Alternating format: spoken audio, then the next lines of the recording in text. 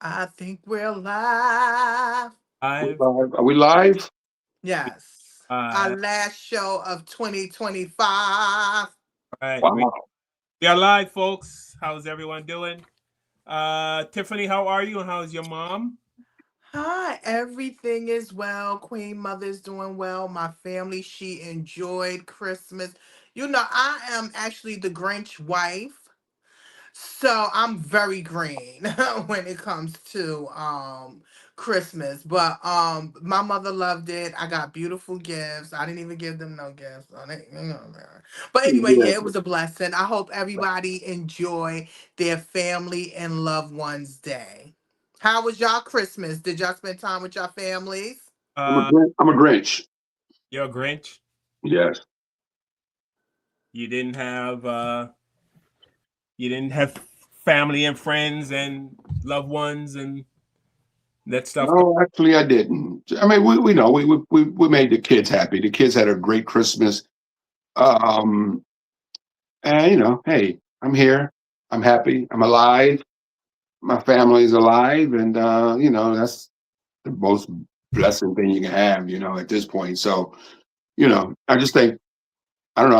I wasn't in the spirit this year, man. I think I tried hard to get in the spirit, but I just couldn't. Yeah. There's just Yeah. so much. By the way, Tiffany, your hair looks nice. Yes. Thank you. Y'all really like my hair. This is my hair, my real hair. You should have saw me try Actually, to pull this natural together. actually Thank you. call actually call Yarda actually zell me some money before the show to say that. But And I still didn't get my birthday gift. Y'all really It's keep playing coming. with me. It's coming. It's it's coming. coming. Wait, next time we Don't hook up. worry, because I told you I want a Barbados trip. You think I'm playing games? I Uh, want to see some monkeys.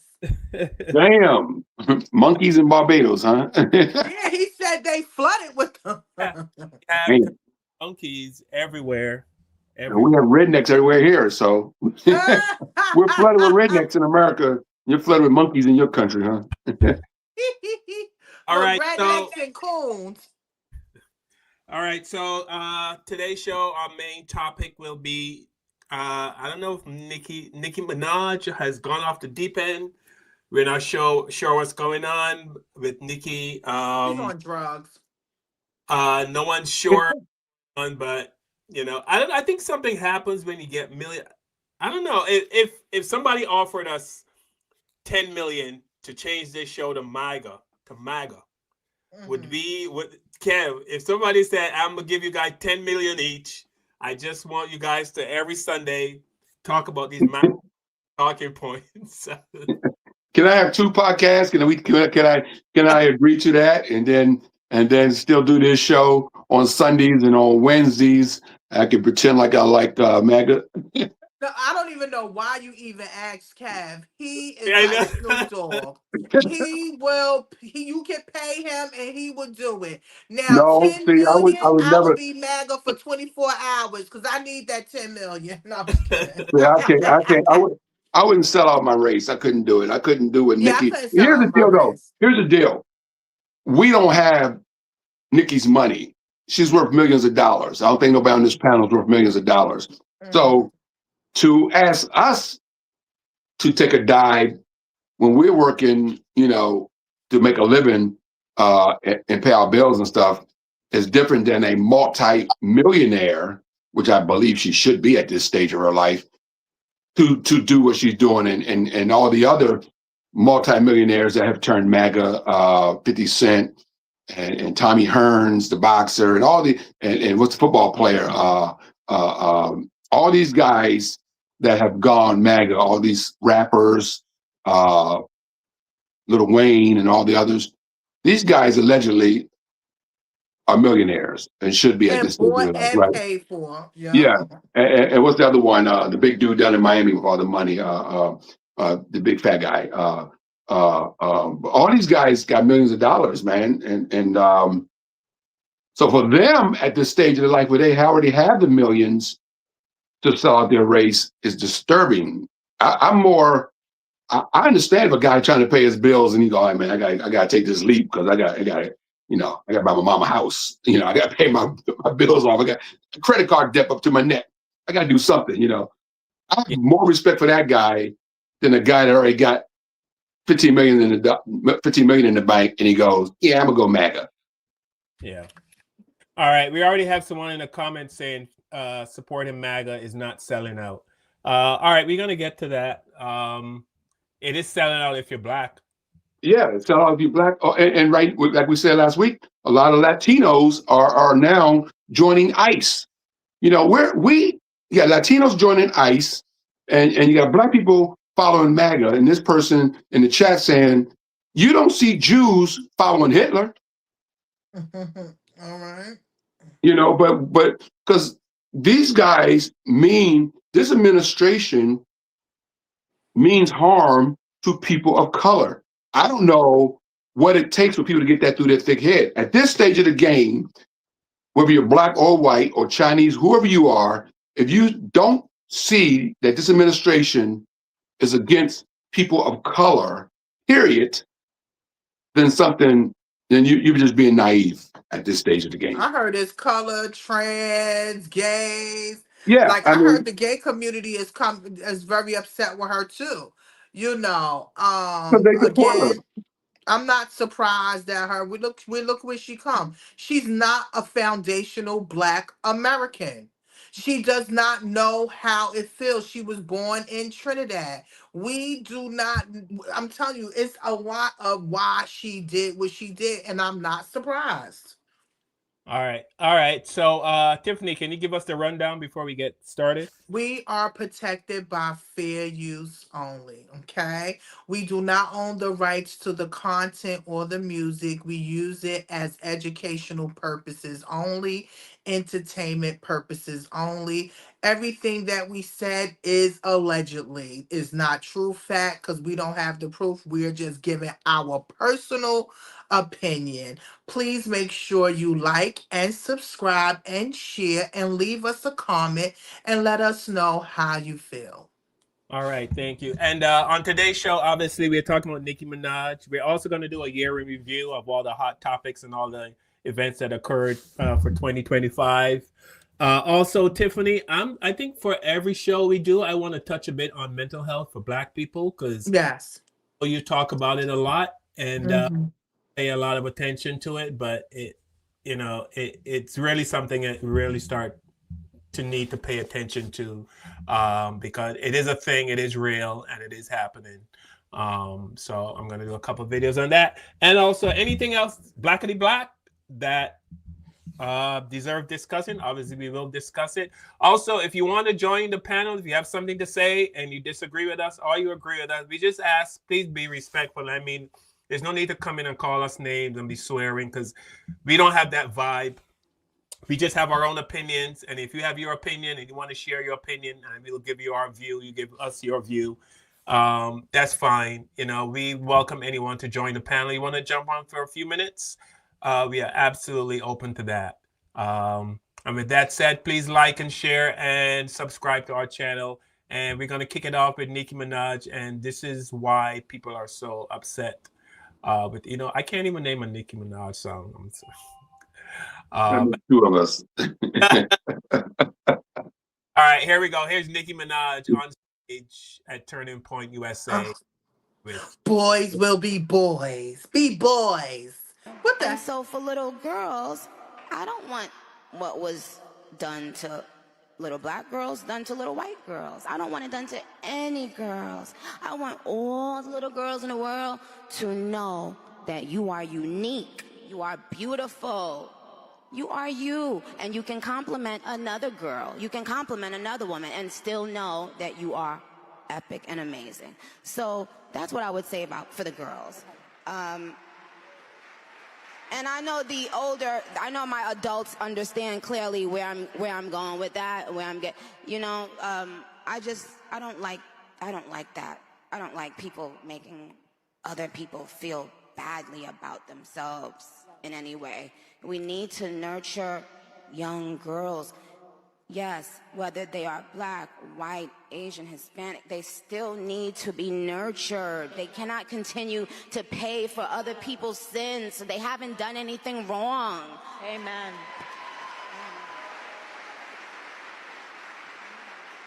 And what do you think about for young men? For young men.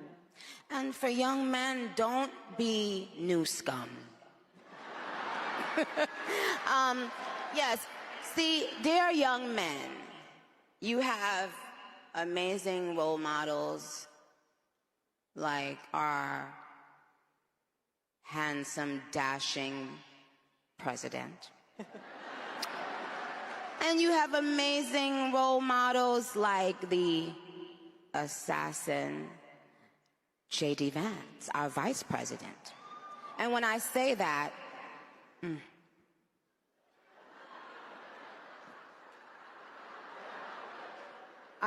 Trust me, there's nothing new under the sun that I have not heard, so you're fine.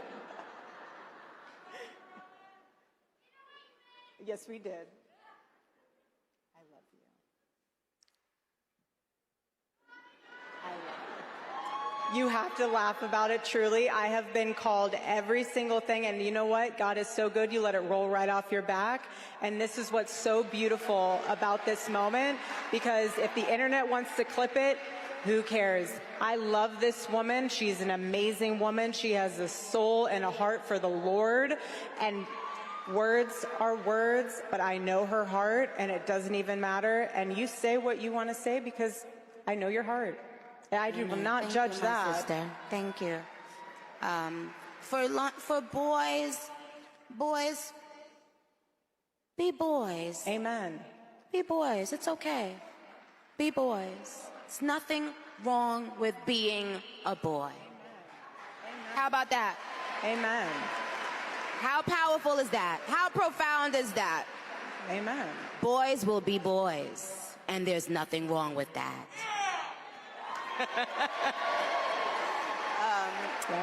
Yeah, that's what I want to say. What's something the media and the world in general? I'm disappointed in my sister Nicki. You have no business using hip hop music to build yourself in black culture. Very talented sister, very articulate sister, very intelligent sister, tremendous lyricist. Few sisters I could put in front of her in terms of lyrical talent. But how dare you build a comfortable life for you and your beautiful family on black culture and then turn around and use that success to help Donald Trump leverage his military agenda against black Africa, the black Caribbean, and black America. I need her to understand, Art, Sister Nicki, you are being used against the black Caribbean. You are being used against black Africa, and you are being used against black America. Is what Donald Trump is offering you, is it worth that? Is it worth the turning back the clock of African people in 3 separate regions, Art? You got the Caribbean. He's pushing that Venezuela military agenda. You got Nigeria. He's pushing that fake save the Christians in the North agenda so he can access Ibrahim Traore. And of course, you see what he's doing to black folks. I hope my sister rethinks what she's doing. I got nothing but love for her and her family. But Nicki Minaj, please, please, please, sister, do not go down in history as one of the greatest coons who ever lived in the 21st century.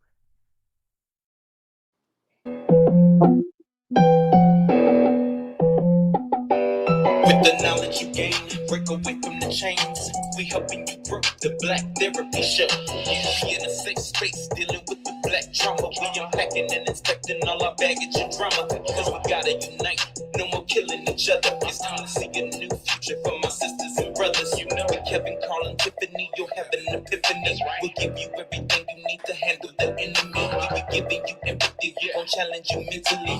The right conversation so you grow exponentially. We built your penitentiaries, we built all your schools. Gave us brainwash education, just making us fools. Hatred was what we got in exchange for love. No more manipulation from my God up above. It's Carl, Kevin, and Tiffany. Now welcome to the Black Therapy Show. Let's go. Let's go. Right, all right. Dr. Umar said, please, Nicki, do not go down in history as one of the greatest coons that ever lived. He's And doing a good job. and I think what hurts more, and Tiffany and I have gone back and forth with this, is it's really hard when you see people that look like you that come to America, black people come to America, and then they join the other side. And there is two sides. I can tell you there is two sides because when I came to America, I didn't choose a side. I was put on a certain side. And Nicki Minaj came. She's her parents are from Trinidad and Tobago. She came here when she was 5 years old, and you would think that what? How old is Nicki? In her 30s, maybe. So was she? No, Nikki's in her. Wait, let me find out. Go ahead. But I'm saying, even though she's been in this country for such a long time, and you grew up in if you grew up in a household of Caribbean people, even though you live in America, your whole way of thinking is still Caribbean. You still have That's this, what I was about to say. It's still because you raised in a Caribbean house. So even though she's seen a lot of stuff with Black America, She's uh, 43. 43, it sounds crazy, but you still don't I identify with Black America. And I've said this Mhm. before, the N word.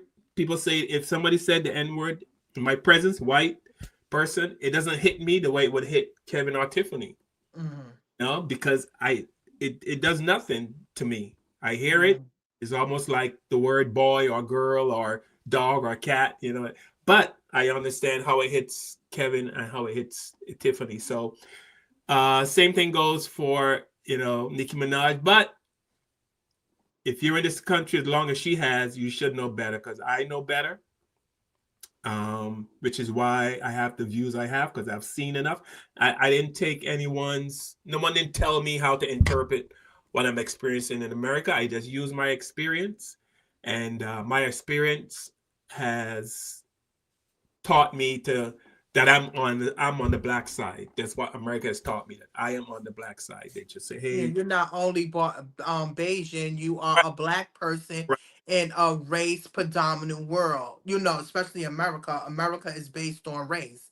right, It's not based on where you're from or tribe or who your people is. They don't care about that. If you're black, you're black. right. But I will say, and I have said this, when I talk and people realize I am black but not black American, it changes. Yeah, they act different. Yeah. You're the calm black nigga. No. You know, I'm not all of a sudden now I'm not a threat anymore. You know. hmm So, but yeah, Tiffany, your thoughts on Nikki and what's going on? Oh, listen, I'm not surprised. I tell anybody, I think Nikki's on drugs. Nikki, to me, been on drugs for a long time, and everybody's been overlooking her behavior or something. Something is going on with her, in my eyes. Um, to be honest, when I heard Dr. Umar talk about it, it made me understand so much. Like, it came up with so many things.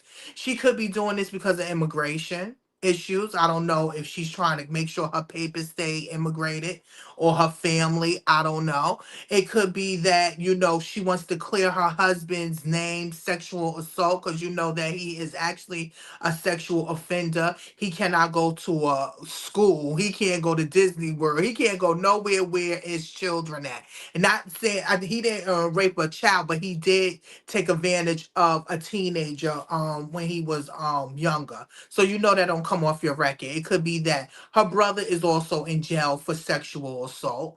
And now you have Trinidad, her home country, is now fighting Venezuela. So it could be that. And then word on the street is that they needed somebody else because now Candace is not with them anymore.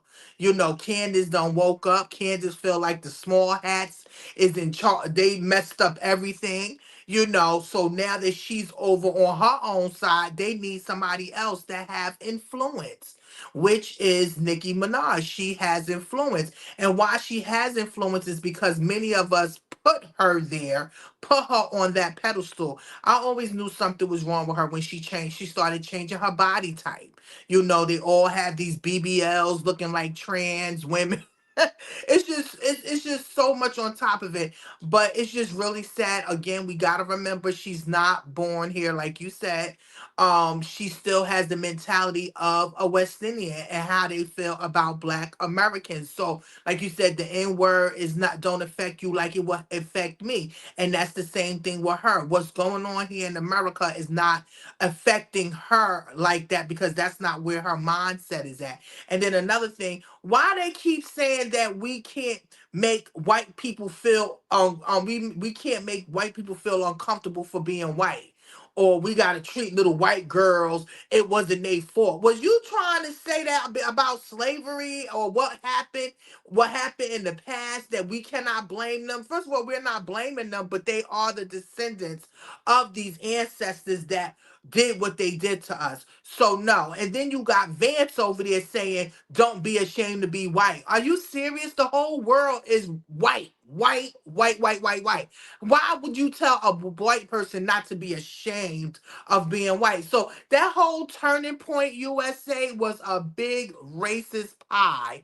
Okay. And it's so bugged that one of our people that we, that a lot looked up to, or looked at it a certain way. She's a part of that now. And to be honest, what's her name? Lizzo came out and she said Trump only been there for what? Is this going to make a year? She said we got 3 more years to go. She said, don't be surprised. You're going to see other celebrities come out that we would have never known going to come out to be who she is also. All right. Kev, are you a Nicki Minaj fan? Are you gonna miss Nicki if she gets canceled? Somebody put a gun in my head right now and said, name one hit she had. Oh, I'm pulling the trigger. I'll be finished. I can't tell you one song that lady has done. I don't listen to her. I've only seen her on award shows when she came out to perform. And I can't say I'm a fan of her music. Like I said, I can't tell you one song she's done, one hit record she has. I cannot tell you. But I did some homework. She has a net worth of $150 million. She doesn't need Donald Trump. When you have $150 million in your bank account, your net worth, that includes your house, everything, all your property, what's in your bank on paper, whatever. She has a net worth of $150 million. She don't need Donald Trump. Matter of fact, if they kicked her out of the country, Donald Trump's only be president for so long. She can go back to her country, live good, and then come back when his ass is gone. Oh. So she don't have to kiss the ring to stay in America when you got that much money.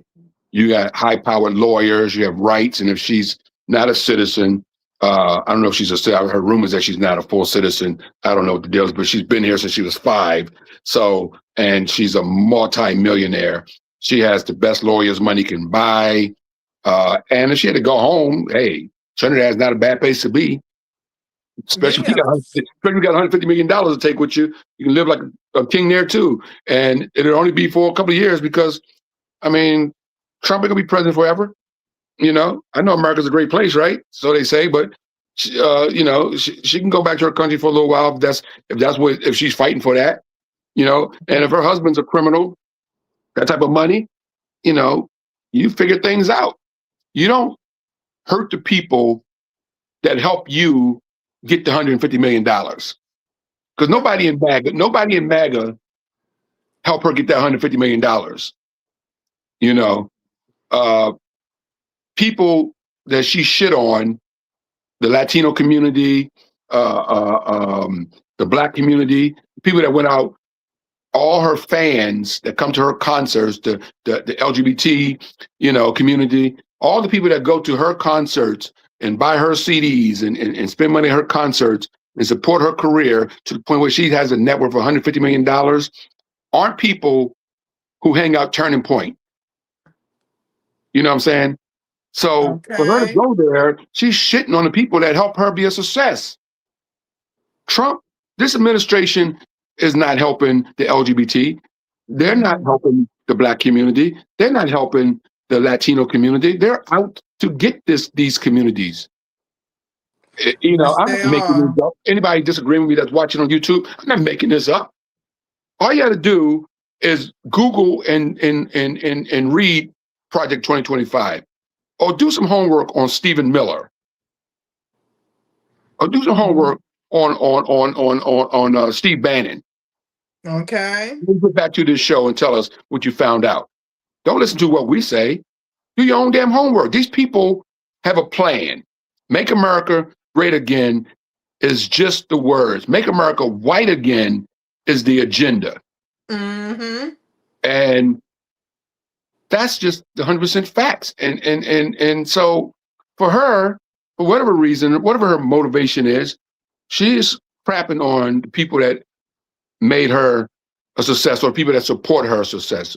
Her talent made her a success, but people had to go out and spend millions of dollars on her music, streaming it, buying it, whatever way they do it these days. Mm-hmm.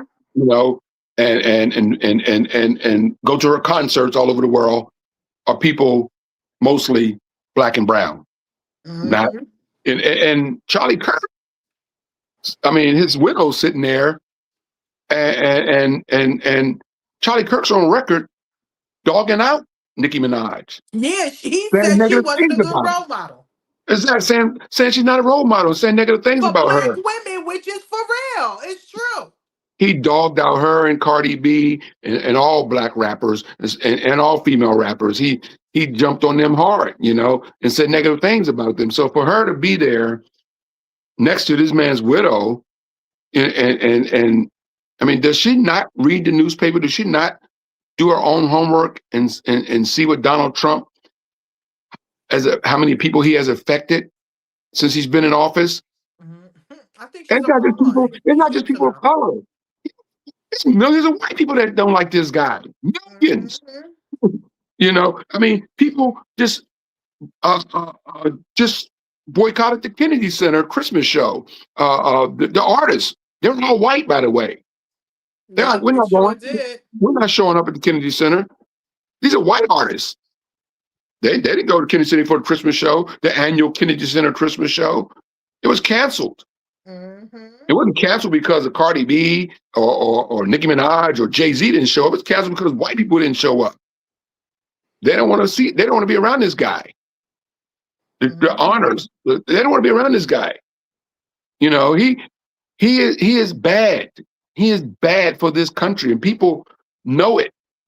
You know, and there are a few people still hanging on for whatever reason. They're still hanging in there, but we know the truth right now. It can't be hidden anymore. So I don't know why she did what she did, but she's also had to shut down her Instagram page because she lost 10 million followers immediately. 10 million followers she lost on her Instagram page, so she deleted her page. For the record, Joe Budden, who she had a good relationship with, said he's cutting ties with her. Uh, what's the other hot white chick, pop artist who's real popular? She came out and said she's cutting ties with her, and she has her blocked her phone number from her personal cell phone and blocked her on all her social media. Can't think of the girl's name right now, but she's real Taylor popular. Taylor Huh? Swift. Taylor Now Swift. tell us, she's the other girl, real popular. I'll find her name real quickly before the show's up. I'll do some research over here on my Google. But yeah, she also blocked her. I can't think of her name right now. I'll find out though. I saw her earlier today, but she blocked Nicki, and they were friends. So you got a lot of people. Her personal friends are pissed at her. And then This they, I guy, bet you a lot of them are not surprised either. this guy. Well, she's been feuding with Little Kim and Cardi B and people like that. She's had her personal feuds with these people, and they've all already called her out. Before all of this happened, they called her out. she, And so she done came for Jay-Z. I heard Jay-Z done banned her in some California record, some legal record stating that she can't even mention his name or Beyonce name no more because she's doing too much. hey, So in my again, work, in my brain, Little Kim's the goat of female rappers. So y'all need to stay off of Little Kim. oh yeah, yeah, Little Kim is definitely one of the top Yeah, rappers. no But doubt. also you got a lot of these women that have low self-esteem, that have mental issues, have drug issues. A lot of them, come on, all of them change their body. Their bodies are deformed. Okay, you look at them, they don't look like real women. So that let me know that they not loving themselves properly. So, again, I'm not surprised at Nikki's behavior. A lot of her barbs, and which are trans and gays and stuff, they're disgusted how she just comes out and she goes on this platform turning point. Miss Erica Kirk, God, I know she just lost her husband, but I thought she was in mourning. Has he been going a year yet? So again, to each his own, but that's our thing. We have to stop putting these celebrities on pedestals. They're human just like us, and they do stupid shit just like she just did. All right, here's another person who's not happy with Nicki Minaj. Yesterday, I watched Nicki Minaj take her uneducated ass on the fucking stage with Erica Kirk and say Donald Trump is a fucking role model, that kids should look up to fucking Donald Trump. You can't tell me this ain't no grift. You can't tell me. She even said out of her mouth that this fat, sloppy, orange, nasty, potato neck motherfucker is handsome, y'all. This is some fucking bullshit. And I see her fans mad and all that. Y'all still gonna listen to her music, so it don't matter. But now she is speaking for white people. The same fucking stage that a white man said white people shouldn't have to apologize for being white. But her immigrant ass is on stage, on fucking stage, spewing this nonsense to her fucking base, y'all. The grift, it's never been like this before, y'all. They using Erica Kirk to push a fucking Christian agenda, y'all. Listen here, y'all. We don't give a fuck about no Erica Kirk. We didn't like Charlie Kirk, even Kirk Franklin, fuck all that shit. We don't want no part of this nonsense you motherfuckers is trying to put on us, y'all. Do y'all notice the propaganda machine is at full effect, y'all? Now they got Nicki Minaj, whose brother, a convicted pedophile, is trying to get her brother fucking released from jail from Donald Trump. It's the only reason she doing it, y'all. The grift is bigger than it's ever been, y'all. And I don't listen to Nicki Minaj. I don't follow Nicki Minaj, but a lot of people do. And she upsetted a lot of people, especially the barbs, the people that's behind her. She turned her back. Cause it's all about the fucking money, y'all. About the fucking money. So stop trying to push this turning USA bullshit on us. We won't accept this shit. This white Christian nation shit, we not gonna accept that shit. But Nicki Minaj, you should be a fucking shame of yourself. And I hope somehow, some way, they deport your ass because you're not even fucking legal. But yet you on fucking stage praising these white fucking racists. I hate you motherfuckers. All you black Trump supporters, I hate you motherfuckers.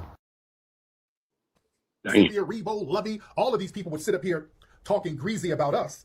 And we start doing lineage checks. See, these folks come over here and start all that, yo, yo, yo, word to the mother, yo, yo, word, word, yeah, yeah, yeah. I'm like, these people are mocking us. We have to start getting some straightening with these people, man. These old corny, lame folks doing all this weirdo stuff under our lineage, pretending to be a part of our lineage. And again, we start seeing how these people got down whenever they wanted to get something from us. They do this double dipping. Well, we all black. There's a minority coalition now. We all deal with the police pull me over. They ain't gonna answer. Are you Jamaican? Are you Dominican? Or you FBA? They just gonna do something to all of us.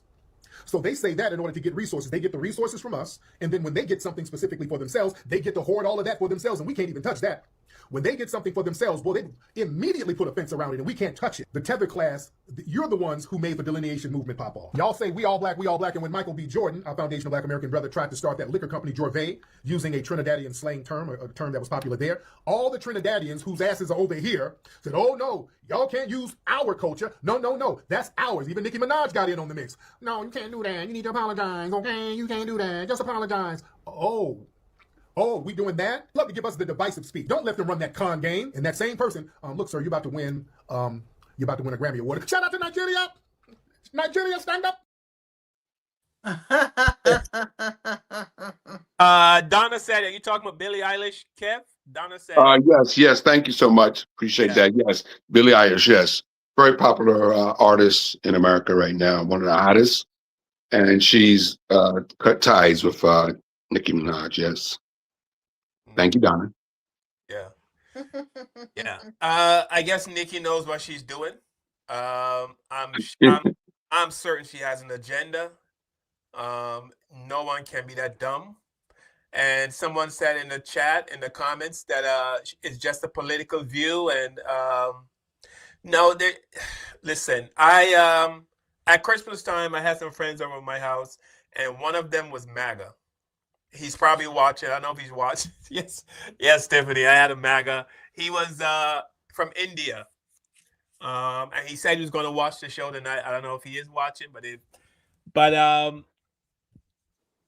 he said he doesn't agree with a lot of the stuff that Trump says, but he's conservative, so he likes some of the stuff they said.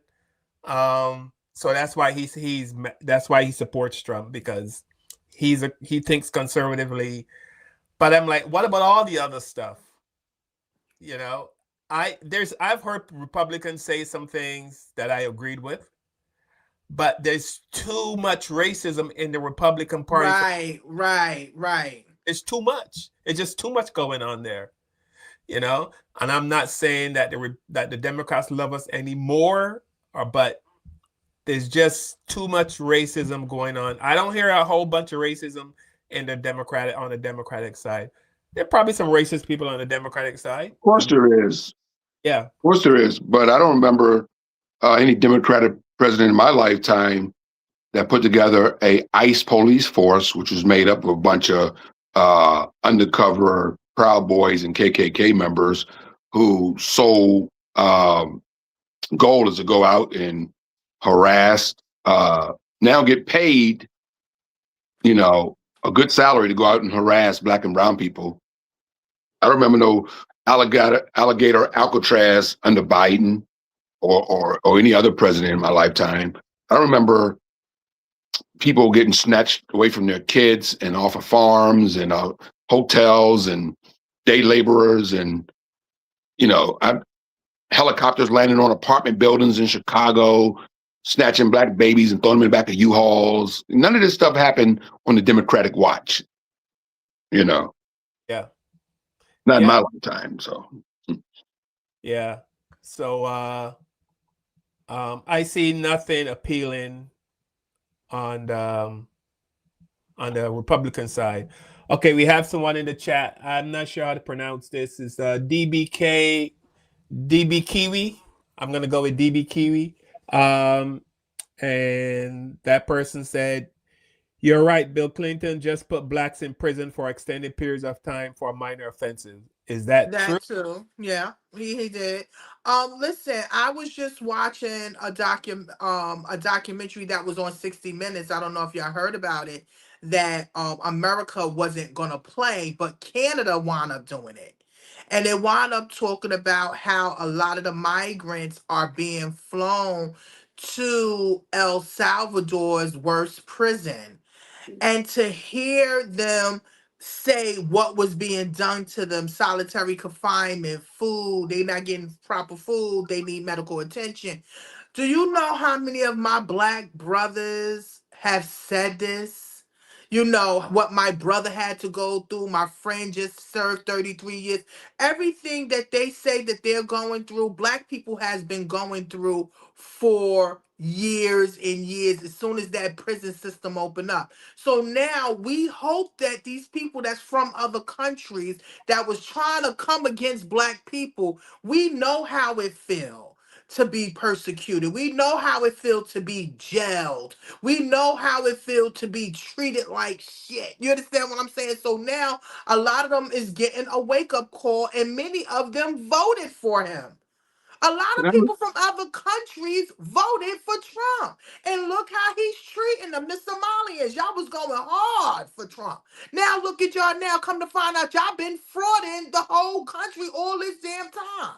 You understand? But us black people, we don't do that. Why? Because we trying to survive out here. We can't even do half the stuff y'all do. You know. So again, this year has been definitely a wake-up call from all cultures, all backgrounds. Even for foundational Black Americans, we learn who people really are and how people really feel about us. And the racism has always been there. It's just that Trump is racist out loud. Let me All right. respond. Let me respond real quickly to the Hey, hold on. person who made the comment about Clinton locking up black people, because everybody keeps forgetting that.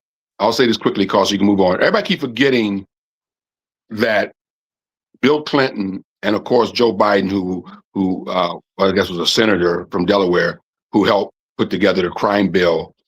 Um, Oh, racist. those people inherit the crack epidemic from Ronald Reagan. The crack epidemic all happened on Ronald Reagan's watch.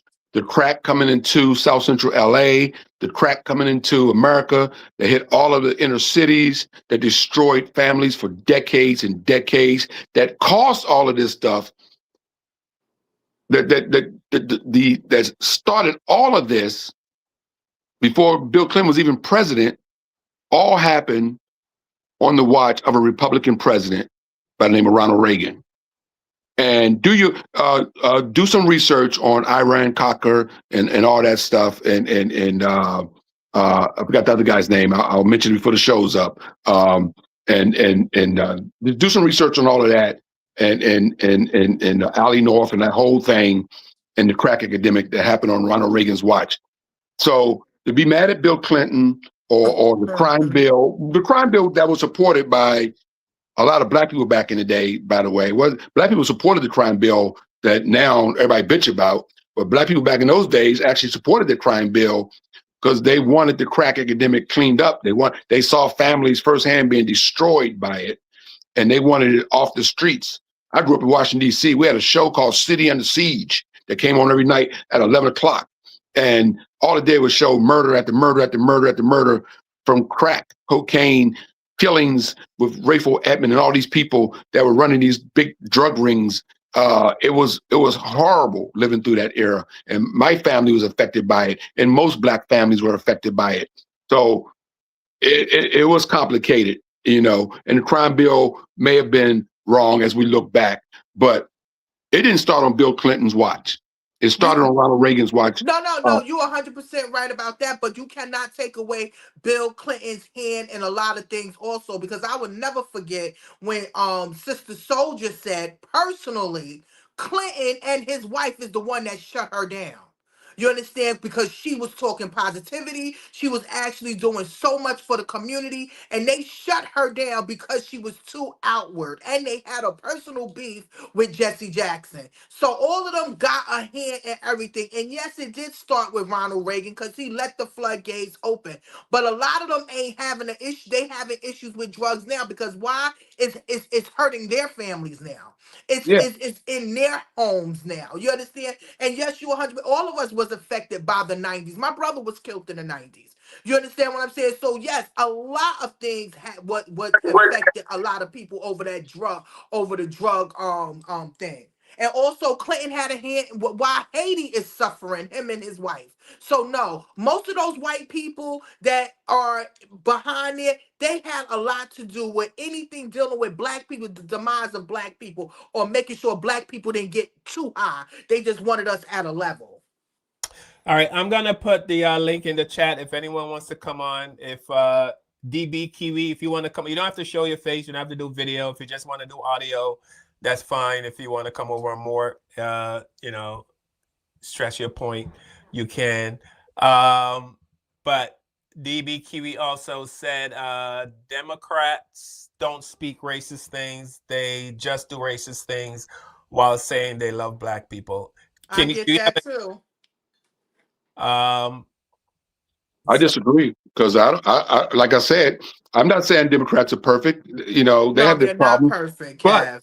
no, now who said they are? I just said they're not. But what I'm going to point out right now is that name me a Democratic president in our lifetime who are, matter of fact, they fought to take Confederate flags and Confederate soldiers' names off of military bases because it's insulting to Black people. And guess who put them back on military bases when he got back in office this past January 2025? We know who did it, right? Okay, so you can't have it both ways. You can't have Democrats fighting for minorities, fighting to stop, you know, racist stuff happening, like Confederate soldiers' names on bases and all this stuff, Confederate statues hanging everywhere. Democrats were fighting for that shit to come down and got it down. Is this the current president, the one that's putting it all back up? Well, We they now got a have racist bastard Robert E. back there. Lee. Robert E. Lee's name is back on a major base now because of Donald Trump, not because any Democratic president. You know, so I don't know how, you know, we can have it both ways, Tiffany. That's all I'm saying. All right, here's a video that kind of, I mean, I don't even know why I have to show this video for people who were born and live in America, but even though people were born in America, it's almost like they don't know what has been going on or what is going on in America. So, DB Kiwi, maybe this will help you understand our point of view. The crime of being Black in America being Black has never just been an identity. It's been treated as a crime. From the moment slavery ended, the question was never how to integrate free Black people into society. The question was how to control them without chains. And the answer came swiftly through the law. They called it Black Codes. Black Codes were laws passed immediately after slavery that criminalized Black life. Not violence, not theft, Black life. They were designed to make freedom illegal and to push Black people into forced labors through the prison system. Under Black Codes, Black people were arrested for the smallest, pettiest acts. Vagrancy, meaning you did not have proof of employment. Loitering, meaning you were standing in public. Idle behavior. Traveling without written permission. Gathering in groups. Quitting jobs. Speaking too loudly. Existing outside of white supervision. These were not crimes of harm. These were crimes of independence. Once you were arrested, Black people were fined. If they couldn't pay it, which most could not, they were sentenced to forced labor through convict leasing. Black men, women, and children were leased to railroads, mines, farms, and factories. The states profited. Corporations profited. Black bodies paid the price. This system was more brutal than slavery. Under slavery, enslaved people were considered property. Under Black Codes, Black people were disposable. If somebody died, the state simply arrested another body the next day. And this is how mass incarceration was born. This system shattered the Black family. Men were arrested in massive numbers and removed from their homes for petty offenses. Women were left to raise children alone without economic support. Children grew up without fathers, stolen by the state. Generational instability was not accidental. It was design. This is where the roots of single motherhood began. This is where generational poverty begins. This is where the state's dependency begins. And when people compare Black Americans to other minority groups and ask why they didn't thrive the same way, that comparison ignores reality. Other groups did not inherit a legacy of criminalization. They were not targeted by laws that had made survival illegal. Their families were not systematically dismantled by incarceration. Their communities were not over-policed, over-sentenced, and under-resourced for generations. You cannot compare people who were enslaved, criminalized, terrorized, and economically stripped for centuries to groups who entered the system without that history. That comparison is not analysis. It's erasure. Black holes were not a footnote in history. They were the blueprint. And until America admits that the crime was never Black behavior, but Black existence, the outcomes will never change. Now drop a Black fist in the comments and share this with someone who needs to hear this Black history gem. All right. Hey, I'm reading an article right now. I just pulled this article up. It says, emboldened white supremacist hate groups are on the rise since Trump took office. So for all the black Trump supporters out there, and I suspect this guy that we're talking to is a black person who supports Trump or he hates Democrats.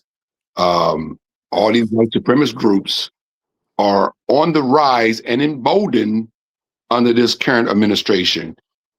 Not under Biden, not under Clinton, not under Jimmy Carter, not even under Ronald Reagan, not under Gerald Ford. you know, Because they didn't have to. they're, They were they're in their all suits they're all already. they're all emboldened. Somebody look up get a Webster dictionary if you don't know what emboldened means. Under white supremacist hate groups are on the rise as under this administration. We know Also, that. also, also, let me add: 300,000 black women have lost their jobs since Trump's taken office. 300,000 black women have lost their jobs since Trump's taken office. Those jobs have been replaced with you know who. So I don't even want to hear this bullshit anymore about the Democrats and what they're doing to black people because we already see what's happening right now under this administration to Black America Listen, and to we have more the hate. Latino and to the Latino. I know Tiffany, you got a beef with the Democrats. Okay, I I get it. don't have a beef with the You Democrats. obviously do. But there's no I'm argument. not rooting for. I'm not over there rooting for them because we still going through something. We still have to We pay ain't our going through rent. nothing. We ain't going through nothing. Life is hard. Bills are bad. Prices are high. America's is a. I just saw an article today because I read a lot. I saw an article today says a person making $80,000 a year is most likely still struggling to pay their bills because the economy is that effed up in this country right now. And that has a lot to do with not just this guy that's in office now, but the last president maybe and the president before that too. I don't know. But if you make $80,000 a year and you still living paycheck to paycheck, that's a reality in America right now. Or Because it just not it, balancing your money right. no, it ain't nothing about balancing your money. It's just things are expensive. Things are expensive. The price of cars are up. The price of insurance is up. The price of taxes is up. The price of homes are up. The grocery stores is still high. I bought like 4 or 5 things at the grocery store yesterday. It was like $37. I had to look in the bag. Like, oh, I got 4 things. I had to look at $37. Like, you know what I'm saying? Like, I swear to God, I looked in the bag. I saw the price. Oh, I we said, all "Did are I do going something else through I it. ain't We see?" all are going through it. So people are tripping right there. Everything's up. So if you're making $8,000 a year, you're not living like you did maybe 20 years ago. Things are just different. All I'm saying, and I don't mean to be angry or anything, because look, I've said on the show 1,000 times. We're doing the show for years. Democrats not perfect, but don't sit here and tell me that they're like the Republicans because they're not. Nobody said No, they're like the Republicans, our but they're all cousins the of the person watching the Republicans. show is saying the Democrats are bad, and he said Listen, my we big thing had would be more hate crimes when President Obama came in, okay?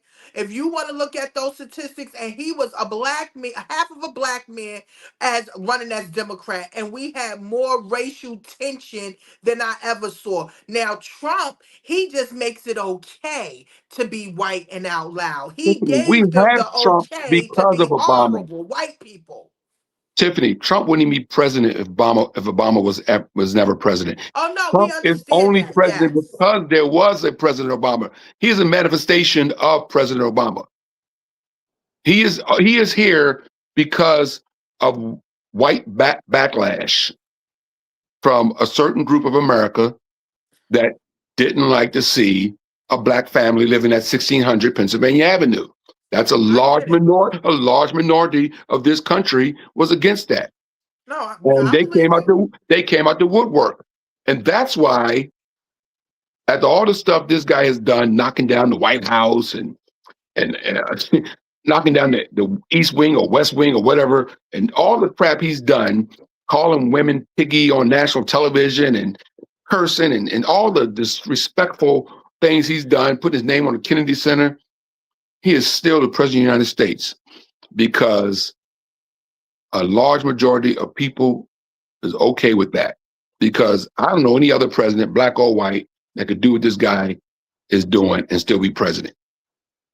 You're right about DB, that. one DB Kiwi, if you can elaborate It says America's government is American corrupt. corrupt in general. Republican and Democrat parties are both trash. The Democrats have done worse by us. So obviously, it sounds like Kiwi, your brother, but he just feels that the Democrat Party. If I don't want to put words in your mouth, brother, but if you're saying the Democrats do worse than the Republicans, but they just do it with a smile, basically is what he's saying. That Democrats would promise black people this, they promise that, but they do nothing, and they. I have saw that many times. I have been in a situation like that. I think the whole thing is rigged.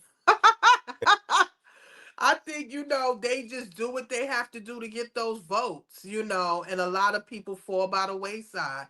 Again, both parties is not perfect at all. Okay, some have good points, some have horrible points. We just living to survive. Again, they both have need to be upgraded. So basically, he's saying Democrats do the same thing; they just do it with a smile and a glass of wine. You said a smile and a glass of wine. You know what? That's funny. That's funny. Hey, well, if he's right, he's right, but I disagree. So respectfully disagree. Respectfully disagree. But if we look at the history of the political landscape in America, is he correct? I mean, does he have a point? Kevin, you've been around longer than I have. Well, let's go back to the 60s. There was the Democrat, or before that, it was the Democrats that were the father of the KKK or the inventor of the KKK, who were very racist and were the ones that were beating Dr. King and hosing Dr. King and all that sort of stuff. Those were Democrats, But what happened was, now it's too long to get into and it's too complicated to get into. People got to do their own research. The Dixiecrats, just Google Dixiecrats. The racist Southerners, Strong Thurmond, Google Strong Thurmond, and Google Dixiecrats, guys. And you'll learn stuff if you just Google and read for yourself. I don't have time to sit here and educate everybody. That's not my job. But what happened was the Democrats, the racist Democrats were upset about the Civil Rights Act. They were upset that Dr. King and JFK were having this buddy relationship, and JFK and Bobby were, working with the black politicians, trying to make change, trying to make this country somewhat respectable. They were upset about that. So, long story short, they all switched to. That's why they call them Dixiecrats. They all switched to the Republican Party. That's why they helped push Nixon through. They switched to the Democratic Party to help push Nixon into the presidency. And then Bush Sr. came in, and they used what they call the Southern strategy. The same thing Trump did. Trump just did it. When Trump came down the escalators, when he first ran for president, he says the Mexicans are all criminals and rapists and all that sort of stuff. When he made that speech, that bold speech, when he came down the escalators calling Mexicans rapists and murderers, and all these white people going, yeah, that's our guy. They did the same thing back in the early 70s with the Southern. It's called the Southern strategy. They used the Willie Lynch technique, as they call it. And you just Google Willie Lynch and all that sort of stuff. It all pop up. The whole thing will pop up. It's too complicated to just get into in this show. No, it's but I know what the hell I'm talking about, okay? Because I know I learn from people. I learn from people a lot smarter than me. So than to taught me this. All right. So yeah. So they use a Southern strategy. George Bush Sr. and all of them used the Southern strategy. Get all these fear. Back then, it was black people are going to come into your schools and rob you and kill you. Vote for us, and we'll take care of it. And that's why Nixon and George Bush Sr. won the presidency, because they used that racist Southern strategy to get to fear white people into voting for them. Trump did the same thing when he came down the escalator. He just all of a sudden used a fear tactic. The same one that was used by Bush Sr. and the same one used by Nixon, the same Southern strategy, racist Southern strategy, Willie Lynch technique bullshit to scare white people to voting for him. Oh, the Mexicans are going to come kill you. The Mexicans this, the Mexicans that. And they all ran and voted for this guy and put him in the White House. So, but that, and then real quickly, all those racist Democrats that turned Republican back in the 70s, now they had children and they raised those children, and those descendants are politicians today that are Republicans, you know, and they kept their mouths shut, you know, until Obama became president. And then they got bold. That's why we had the Tea Party, you know, who came out of nowhere with all this racist shit against Obama, the Tea Party. Remember them? You know, walking through the streets with What's her giant name? Sarah Palin and all Sarah of them. They Palin. was Exactly. They were so desperate to get Obama out the White House, they were ready to put Sarah Palin one heartbeat from the presidency, knowing damn well she wasn't ready to be president. But that's how desperate they She were to can't get even rid of take care of Obama. her own home, and they want to So put they her. figured, what happened? What happened if John McCain won? Then she's the vice president. John McCain kicks the bucket, then she becomes president. They don't want that woman to be president. They don't want no white woman to They be just president. want, no, they don't. They don't want no woman, period. No matter what color she is, to be president. What they wanted was that black man out the White House, and they thought that Sarah Palin would get the white women vote, enough white women vote to push John McCain over the hump to get Obama out the White House. That's how desperate they were to get rid of this black man for being president. Now, the Democrat, the racist party that my man Kiwi says racist, they nominated a black man to be president, nominated a black woman or a woman of color to become vice president, and she was one step away from being president. You will never see in your lifetime the Republican Party nominate a woman to be the head of their party.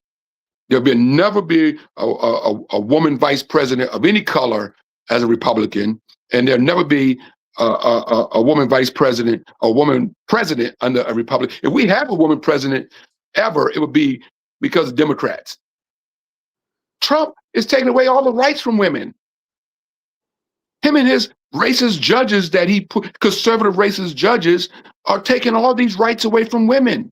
Roe versus Wade and all this stuff that Democrats, by the way, fought for years, for rights for women, is because of Democrats. Rights for the LGBT community is because of Democrats. You know, all the rights for Carl Yard to be here is because of Democrats. You know, all rights for all of most of the people that come here from other countries are here because Democrats. It's all about the dollar. You don't think these conservative ass white men, rich white men, conservative ass rich white men are passing laws to make sure that Carl Yard and people like Carl from all these Caribbean countries and other places in Africa can come to this country and go to school and be prosperous? You don't think that, do you? It's because the blood and the sacrifice of Democrats, people like John Lewis, who had his head crushed on the Edmund Bridge so people can vote. It's a difference between our white Democrats and our black Democrats, and most of our black Democrats, some of them is a little bit different too. But we're not. I'm just telling you the true story right now, sister. That's all I'm telling you. I'm just pointing out real facts. You know, to say the Democrats are all fault, I'll be lying. No, we're not saying it's all because remember, I have things that Obama did I didn't like, things Clinton did I didn't like, things Bush did. I mean, Biden did I probably didn't like, but none of those guys, in my eyes, and I won't speak on Clinton. I'm just saying Biden, since he didn't have malice in his heart. Even if he wasn't perfect, he didn't have malice in his heart to hurt people. Biden didn't wake up every morning and go, "Who the fuck can I hurt today?" Listen, Trump does. Trump wakes up every morning and his whole agenda is, who can I hurt? And who can I get revenge on?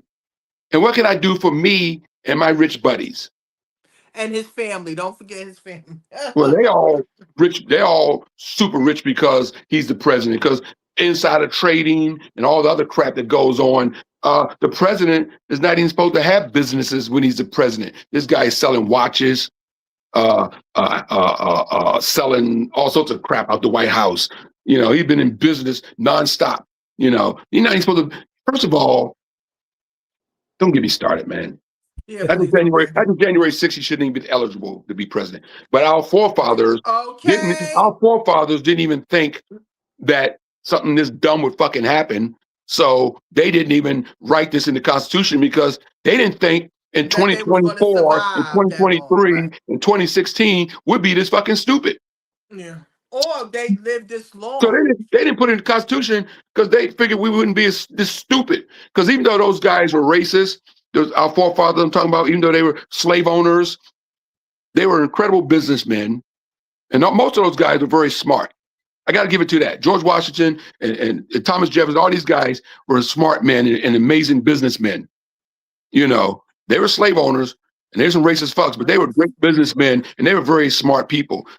And they didn't put a lot of stuff in the Constitution because they figured what they put in the Constitution would last forever. And it almost did until Obama became president, and that wasn't in the playbook. We weren't supposed to have a black president. And that changed the whole game. That wasn't never supposed to happen. Yeah. All right, we're gonna switch gears a bit. So you know, I don't know if something happens to black celebrities when they get a certain amount of money. I personally think when you get into a certain tax bracket, you don't really give a shit. I mean, you're black until you have a certain amount of money in your bank account. Now your whole focus seems to be on how can I keep my money? How can I make more money? So right. If and not be broke again. Right, exactly. So, you know, but Muhammad Ali didn't go that route, right? DL Hughley, he's hardcore black, regardless. Comedian Godfrey. Who else is out there that they have money and they still the cat that's not from this country, Trevor Noah, not from this country, but he goes hard. He's been going hard for a while. I mean, yeah, we've had black celebrities that have gone hard, even in the Yeah, 60s. because they got a wake-up call. They got a nigga wake-up call. That's why they woke up. Even in the 60s, I mean, from the Hella Belafontes and all those guys. And Sammy Davis. We talk about Sammy today because I think his ex passed away. The actress passed away. What's her name? Bourdain. Is that her name? Yeah, I think Bourdain. She died today. That was Sammy's girl. And Sammy, he went hard for JFK to become president, and then he got on the black votes and went hard to help JFK become president. Also, campaigned for him and everything in the black community. Then he got his wake up call because he had a white wife. He couldn't take her to the White House. Kennedy wouldn't let him come to the White House with his white girlfriend, which I think was the lady who passed away today. He was dating her, and they were going to the White House, and I think Kennedy's like, "Nah, you can't come in with your white girl." Back in those days, it just wasn't appropriate. So he got his wake up call, right? Appropriate at all. It wasn't appropriate. So Kennedy, as much as he was for the black people, he didn't allow that. Still had his racist moments. He had his moment, Yeah. All right. Speaking of white girls and black men and white girls, Tiffany did videos for you. It's got to be quick, but this is for you. I just want you to be happy, Tiffany. So this Black queens forever, no snow bunnies or snow white men. But she looks happy. I don't care how happy she look. She's happy. I'm happy. She's happy. But that's not for me. But go ahead. All right. Got a white boy on my roster. He be feeding me pasta and lobster. He just hit me up on Tuesday like, "What's doing, babe? Let me take you shopping." I told him, "Well, I'm a little busy." He said, "Damn, I'm in your city." But anyway, it's okay. Hope you have a good day. I'ma see you by 8:50. Then I told him, "You treat me so well." He said, "Cash out Pazelle." Matter of fact, scratch that. I'ma see you a stat just cause you fine as hell. And I told him, "Well, thank you, baby. Anything for my favorite lady." Well, I gotta go. They just let me know that I could pick up my Mercedes. First of all, that's just a song. And she ain't picking up no Mercedes. And I would not be surprised if she's a tether, a.k.a. not from this country. And why is she sleeping with a priest? Ill. Yeah. But I mean, whenever a black woman gets with a white man, the narrative always seems to be they got good credit, they can provide. You know what I mean? I'm sure Kevin's got good credit. I'm sure Kevin can provide. I have great credit. I can provide. But the narrative is black men don't have shit. We can't provide for black women. And she's talking about getting her Mercedes. She's talking about him selling her money. That always seems to be the narrative when it comes to, when it comes to black men that we in shit. We don't have Listen, shit. are you trying to promote interracial relationships? Are you sleeping with a white woman? No, I would just, Uh, I know, I like to poke you. I like to see smoke coming out your ears. Because it's not gonna work. Um, She oh, looks happy, but listen, to each his own. You can't tell nobody who to love, what to love, to each his own. But again, I always stress to y'all, that's not my cup of tea. I'm not into white men, and I don't think that white man is gonna make me happier if I'm with him, because I don't want to feel like I'm sleeping with the slave master killer. Thank you. all right. Now you know how a lot of black people are going hard for the Palestinians and the Gaza. I don't There think is that we're going hard. We are against genocide. right. Just to see children being hurt or being starving, and you seeing mothers crying and fathers crying, that's hurtful. I don't want to see that anywhere, even in Sudan. They're going through something out there. All around this world is genocide going on, just for a dollar, just for some land, just for some oil, just for their it's just very sad. It's not like we going hard, because we got enough shit we have to worry about here, okay? And I thank God every day that we can be able to wake up and we don't have to go into a bomb shelter, or we don't have electricity or toilet bowls. We have so much to be thankful for, but we are not for genocide. I just hate that so many people are dying, that's Well, it. there's a this sister show. There's a black society in the Gaza, and apparently, It is. yeah, and apparently the Palestinians are not so great to that black society. But here's this sister telling you about the black community in Palestine. Candy Soin doesn't know, in the Arab world, majority of cities, black people cannot live in a normal cities. They have to live in a segregated city called a big town, which is interpreted to slave town. They have multiple candies they call slave candy, and you see like a face of a black man, and they eat it and they call it a slave candy. They don't know the level of racism. So there is a neighborhood in Gaza, on the Gaza Strip, where 11,000 Afro-Palestinians live. It is called Al Abib. You know what that means? Slave. Yes, that is where black people live, and that is what the Arabics call that neighborhood. Slaves. The land of the slaves. I'm going to drop the articles so you can hear from Afro-Palestinians how they're treated in Palestine. While the Arabs and Muslims are being oppressed, they still had time to oppress black people there in Gaza.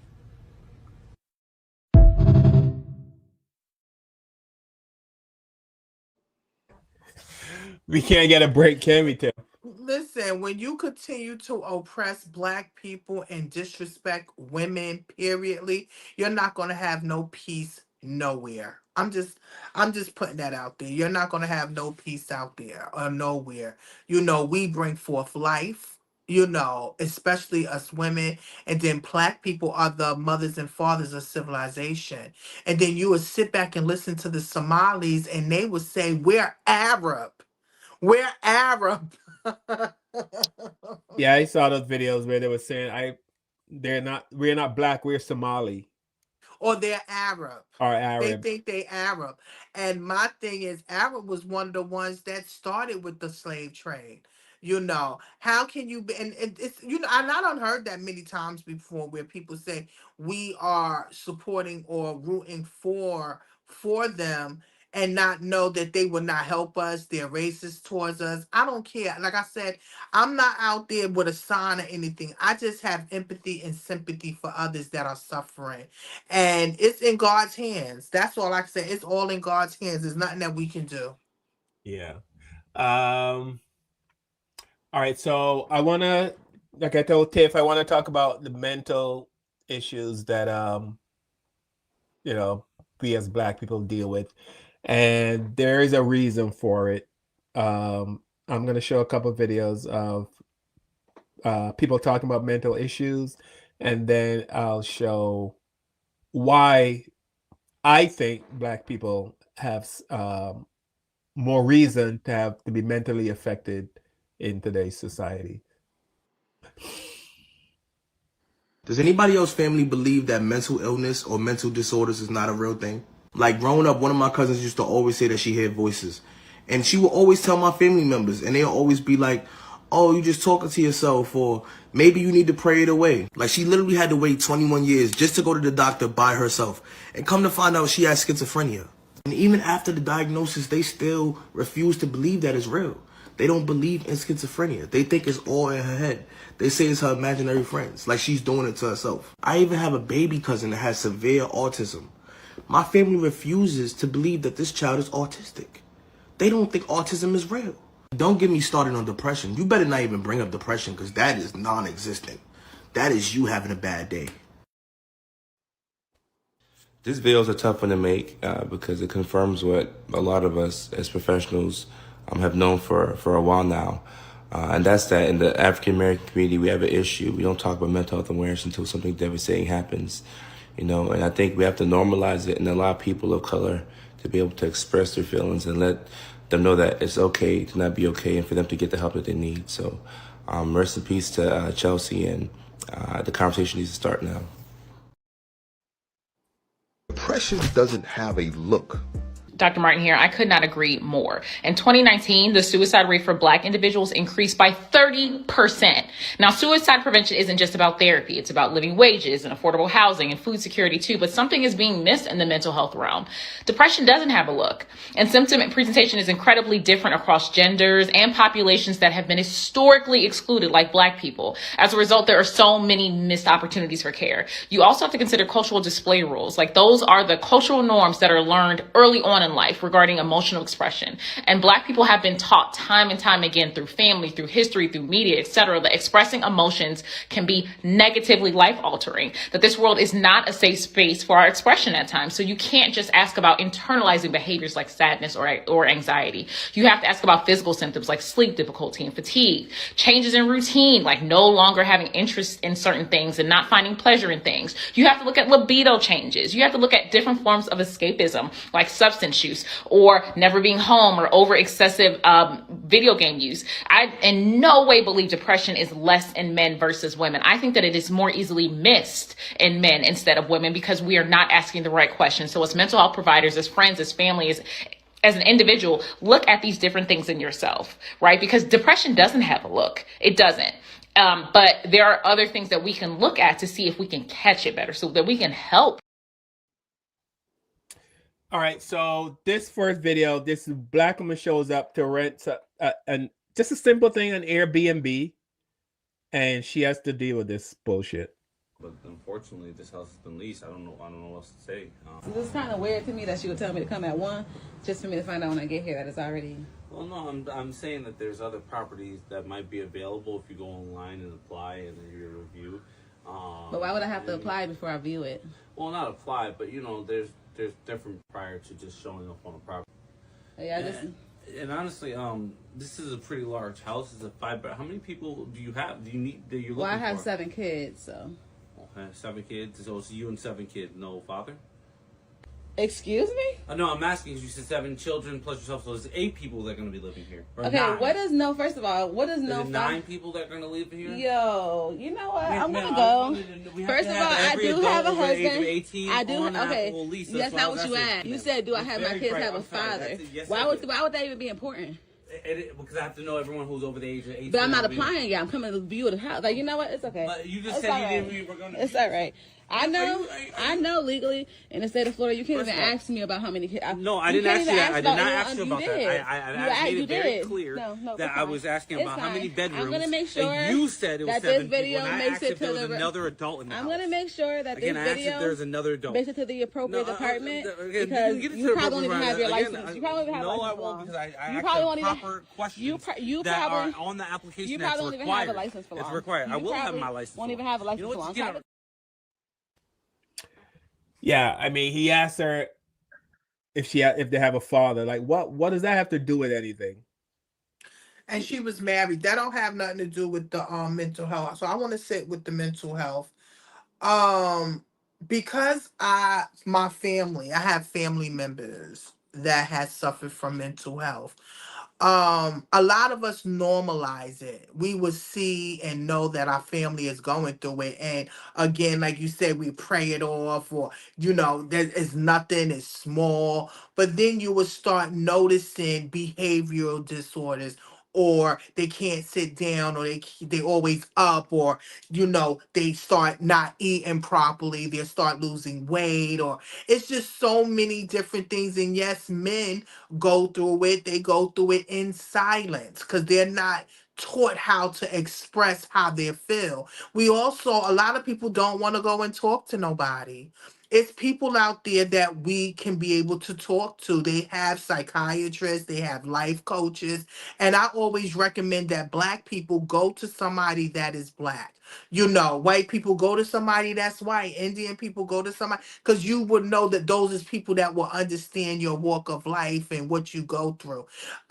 Depression can start from childhood trauma. Depression can start from losing a family member. Depression can start with money situations, or can't able to find a job, or again, like they said, a lot of people started having more mental issues after the pandemic because it messed up their routine. They were so used to going a certain way, and now that changed. We found out that people were being abused in their home, or they're in abusive relationships, and their jobs is what kept them out and away from their part. Like, so depression comes in all forms. It's the thing of, we have to talk about it. We have to communicate about it. Even postpartum, a lot of people, even men, when they don't understand that postpartum is real. Women do snap after having a baby, and they don't look at those things. And doctors that are dealing with baby doctors, they do not deal with that. They don't deal with post traumatic syndrome. They don't deal with what happens after a woman have a baby. Men don't understand. So no, we have to talk more. And if you have issues out there, it is outlets out there to be able to talk and stuff. So I get it. I'm a survivor of it. I saw my mother break down after her only son was killed. I saw her cry every day. I saw her not want to do anything, or anything, like her whole life crashed. And I didn't understand what it was until a doctor said it to me and said, do you know that she's going through this? And all these years we was going to all these doctors, nobody said anything. But this one doctor finally said something, and we was able to get help. So again, please make sure, if you have a primary doctor, and if you feel like you're depressed or you're going through something, don't be ashamed to say it. Don't be ashamed to say, I need somebody to talk to, or I'm going through something, or childhood trauma, or anything like that, because it will wear you out that you're not going to be able to work. And you wonder why a lot of people are on drugs, alcohol, crack, coke. They are trying to escape certain things, and that actually becomes a mental illness too. So definitely we have to have mental health awareness. Now, the young lady with the house, first of all, he shouldn't have never even asked her any of those questions. She was just coming to view the house to see what she liked. She was married. You saw the ring on her finger. So he was trying to be stupid. He was trying to be stupid because she said she had 7 kids. He was being a smart ass. So that right there was a red flag of, I don't want to get nothing from him. He's going to be a horrible landlord. Okay. So those are the things us as Black people have to look at as red flags. Once we see red flags in anything we do, life, love, friendship, businesses, run from it. Okay. Because most of the time, if we overlook it, we wind up having problems. Yeah, that's what I meant. Like, when you're going through, I mean, if you having a bad day, and then this is one more thing on top of all the other stuff you're dealing with, and here's another video of a Black lady who's just going about her day, and it's interrupted by this white security guard, and she just crashed out. Why are you even doing this? Why am I standing here? Everybody else walking past, you're not checking shit from them, though. Hey, That's how it's supposed to be. Hey, what? Put the phone down. No, Put the phone down. I've been watching this the whole time. Stop. I've been watching this the whole time. Ma'am, you know for a fact No, you have no. This is my job. Your job is to check everybody. Why is it only me being checked? Yeah. And your hostility is making me assume that you have something in there. You started being hostile. Let me see what's in the bag. I wasn't doing anything. Ma'am, get that phone out of my face. I haven't I'm calling it. Yeah, I've got this all on people camera saying for what you. you doing to me. Ma'am. This is not okay. Why am I the only one standing here and everybody else got walked out? What kind of shit is this? Why am I going through this? Why am I going Get out of my through store, this? man. And you didn't want to check him, I but you will want call to the check her? police. Don't pick my I will call the police. Pick my stuff No. You are in the wrong. Okay. Turn off You the are camera. in I'm the calling- wrong. You be No, doing it I'm now. going calling to the stand up police. for her. I'm good. I'm good. You can have that. I don't even want to be in a store like this. Look, what kind of shit is this? Everybody else that's fucked up.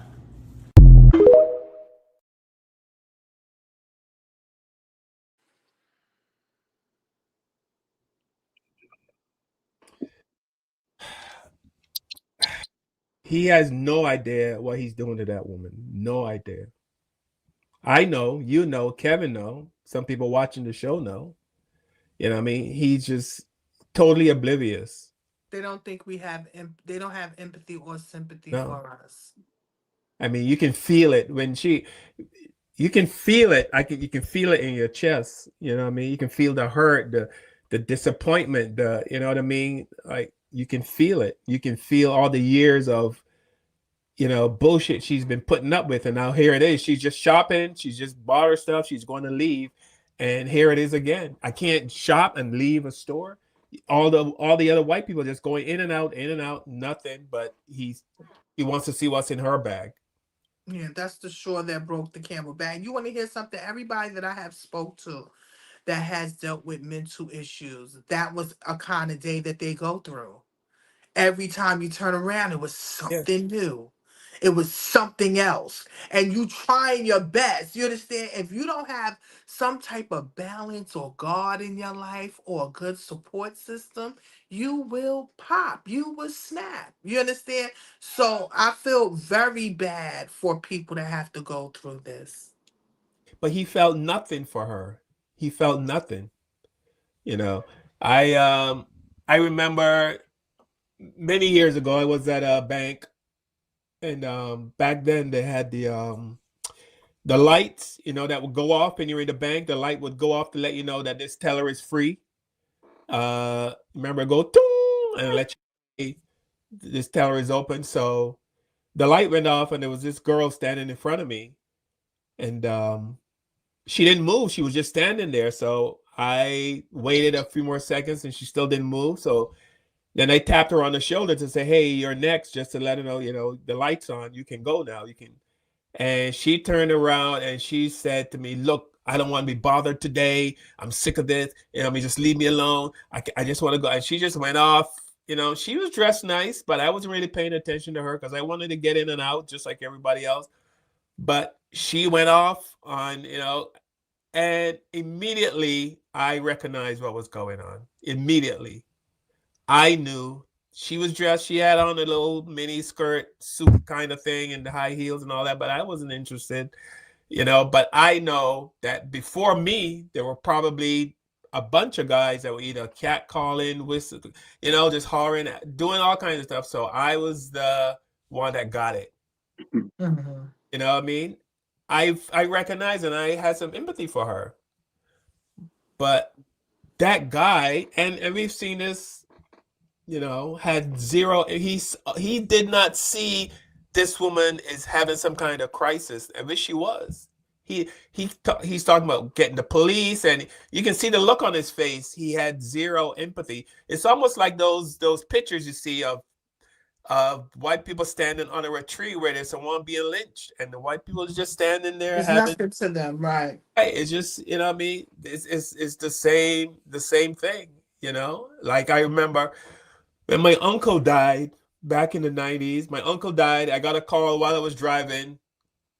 My mom told me your uncle passed away, so I started crying, and I was driving. My car was swerving, and some police saw my car swerving, thought I was drunk or whatever. Anyway, he pulled me over.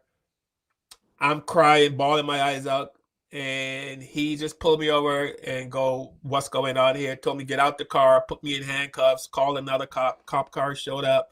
They searched my car and all this time I'm crying. And not one of those police officers just acts like, "What's wrong?"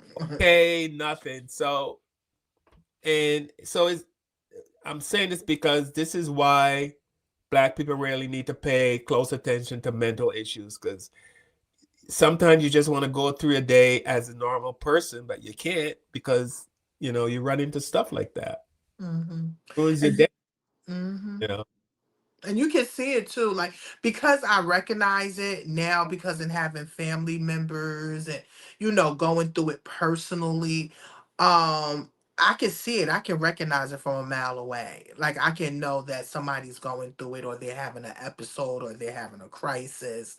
I can feel it. I can see it, and it's sad because it's young people, it's middle-aged people. They even have geriatric depression, where, you got seniors that go through depression, where their families is not there for them, or they're by themselves. It's just really deep. So yes, we need to talk more about, openly about mental health issues. We need to talk about sexual abuse, because a lot of people are suffering through sexual abuse, and don't have an outlet or someone to talk to them about it and stuff like that. Speaking So of sexual abuse, Tiffany, remember you said on the show about African men being upset because they can't sleep with young girls? yes, that's from Somalia. Somalia. Mm-hmm. So there was this, I think it's a brother in a mall, and he noticed this African man, this grown African man with a girl. This girl has to be about 9 or maybe 11 or 12. And he's kissing her, like he probably, they didn't show it in the video, but this person noticed this grown adult man with this little girl, and he's treating her like some kind of romantic interest. And he just started recording it, and thank God, you know what I mean. But here it is, because stuff like this need to be. I believe in chopping dicks off, but that's just me. First off, you need to back the fuck up. First off, back the fuck up. You shouldn't be kissing her on her neck. You shouldn't be. I done already called the police. It wouldn't matter to me. Harassing people. This is not fucking right. Who the fuck you talking to, homie? I don't have to know you. Don't be rubbing all on her fucking backside. You kissing her on her face now. I tell you what. Stop screaming in the building. Stop screaming in the building. Will you stop screaming in the building? You see how I make this? Tone it down. We don't need all those. I do know she don't like it. No problem. No problem. I can leave. I ain't got to really go in nowhere.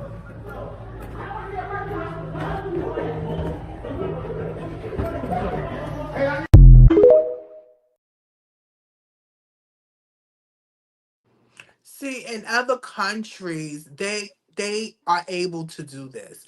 They are able to walk in the street with children, and I even saw one that was she had to be like 9 or 10 years old, and she was pregnant already from her husband that was like 60 years old. So they can do this in their country. So when you come to places like this and we see some weird shit like that, we're going to say something. You understand what I'm saying? Or we're going to be like, what's going on? No man is supposed to be rubbing on no little girl's ass or kissing on her fucking neck. That's nasty. That's molestation. And it's so deep that I got almost damn near 5,000 likes because I said it. No man is supposed to be touching on no 9, 10-year-old. You 60-year-old. You're supposed to be having her as no bride.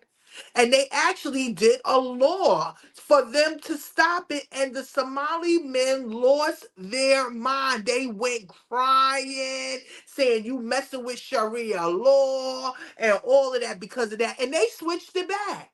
So now we got back where women, young women and children are still being in this situation. And most of these women are giving up their children, or their, matter of fact, it's not the women, excuse me, because we got to talk about patriotic countries where the men are selling their daughters for money or selling for cows and all of that stuff like that. And it's really horrible. So that's why a lot of them come here to America so they don't have to deal with it, or they still practicing it here in America, but we just don't know about it because they know to hide it. It's very nasty.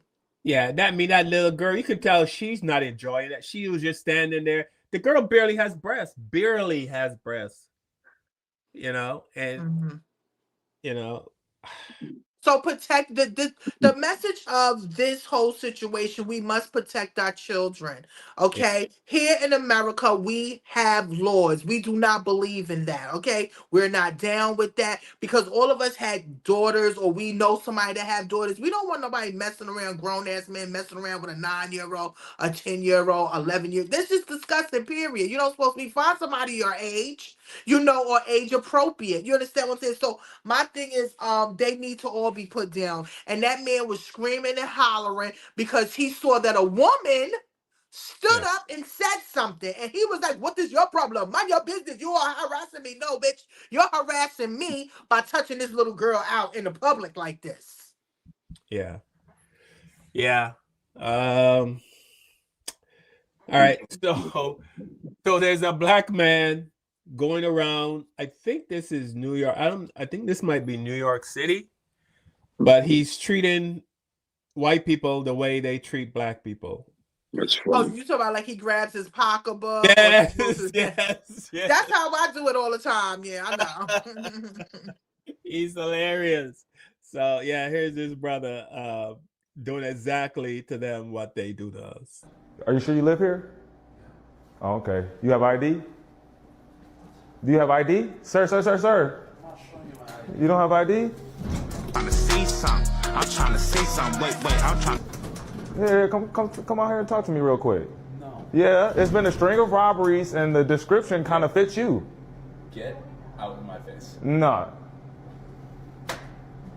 Come step out. Yeah. Look, I don't care about this. This little mad look. I don't care about that. Get your out of here. What do you think you're doing? I told you what I'm doing. Yeah, you lucky. Baby, bust down, squat that ass, minute, no, wait. Baby, bust down, squat that ass, and hey. Baby, bust it down, squat that ass, and bend it, oh, wait. Baby, bust it down, squat that ass, and bend it, oh, wait. Baby, bust it down, squat. Do you live here? Yeah. I've never seen you before. Yeah. What's your name? Kara. Kara? Yeah. Oh, okay. Yeah. I know everybody that lives here. Oh, yeah? Yeah. Do you live here? Yeah. Oh, yeah. How long? Yeah. Like 4 years. Yeah, that's funny. I've been here, 5 or so. 5 years? Okay. Yeah. How's it coming across? You said what? Pass out across? Yeah. Okay. Yeah. You sure you live here? I'm really positive. All right. That's crazy.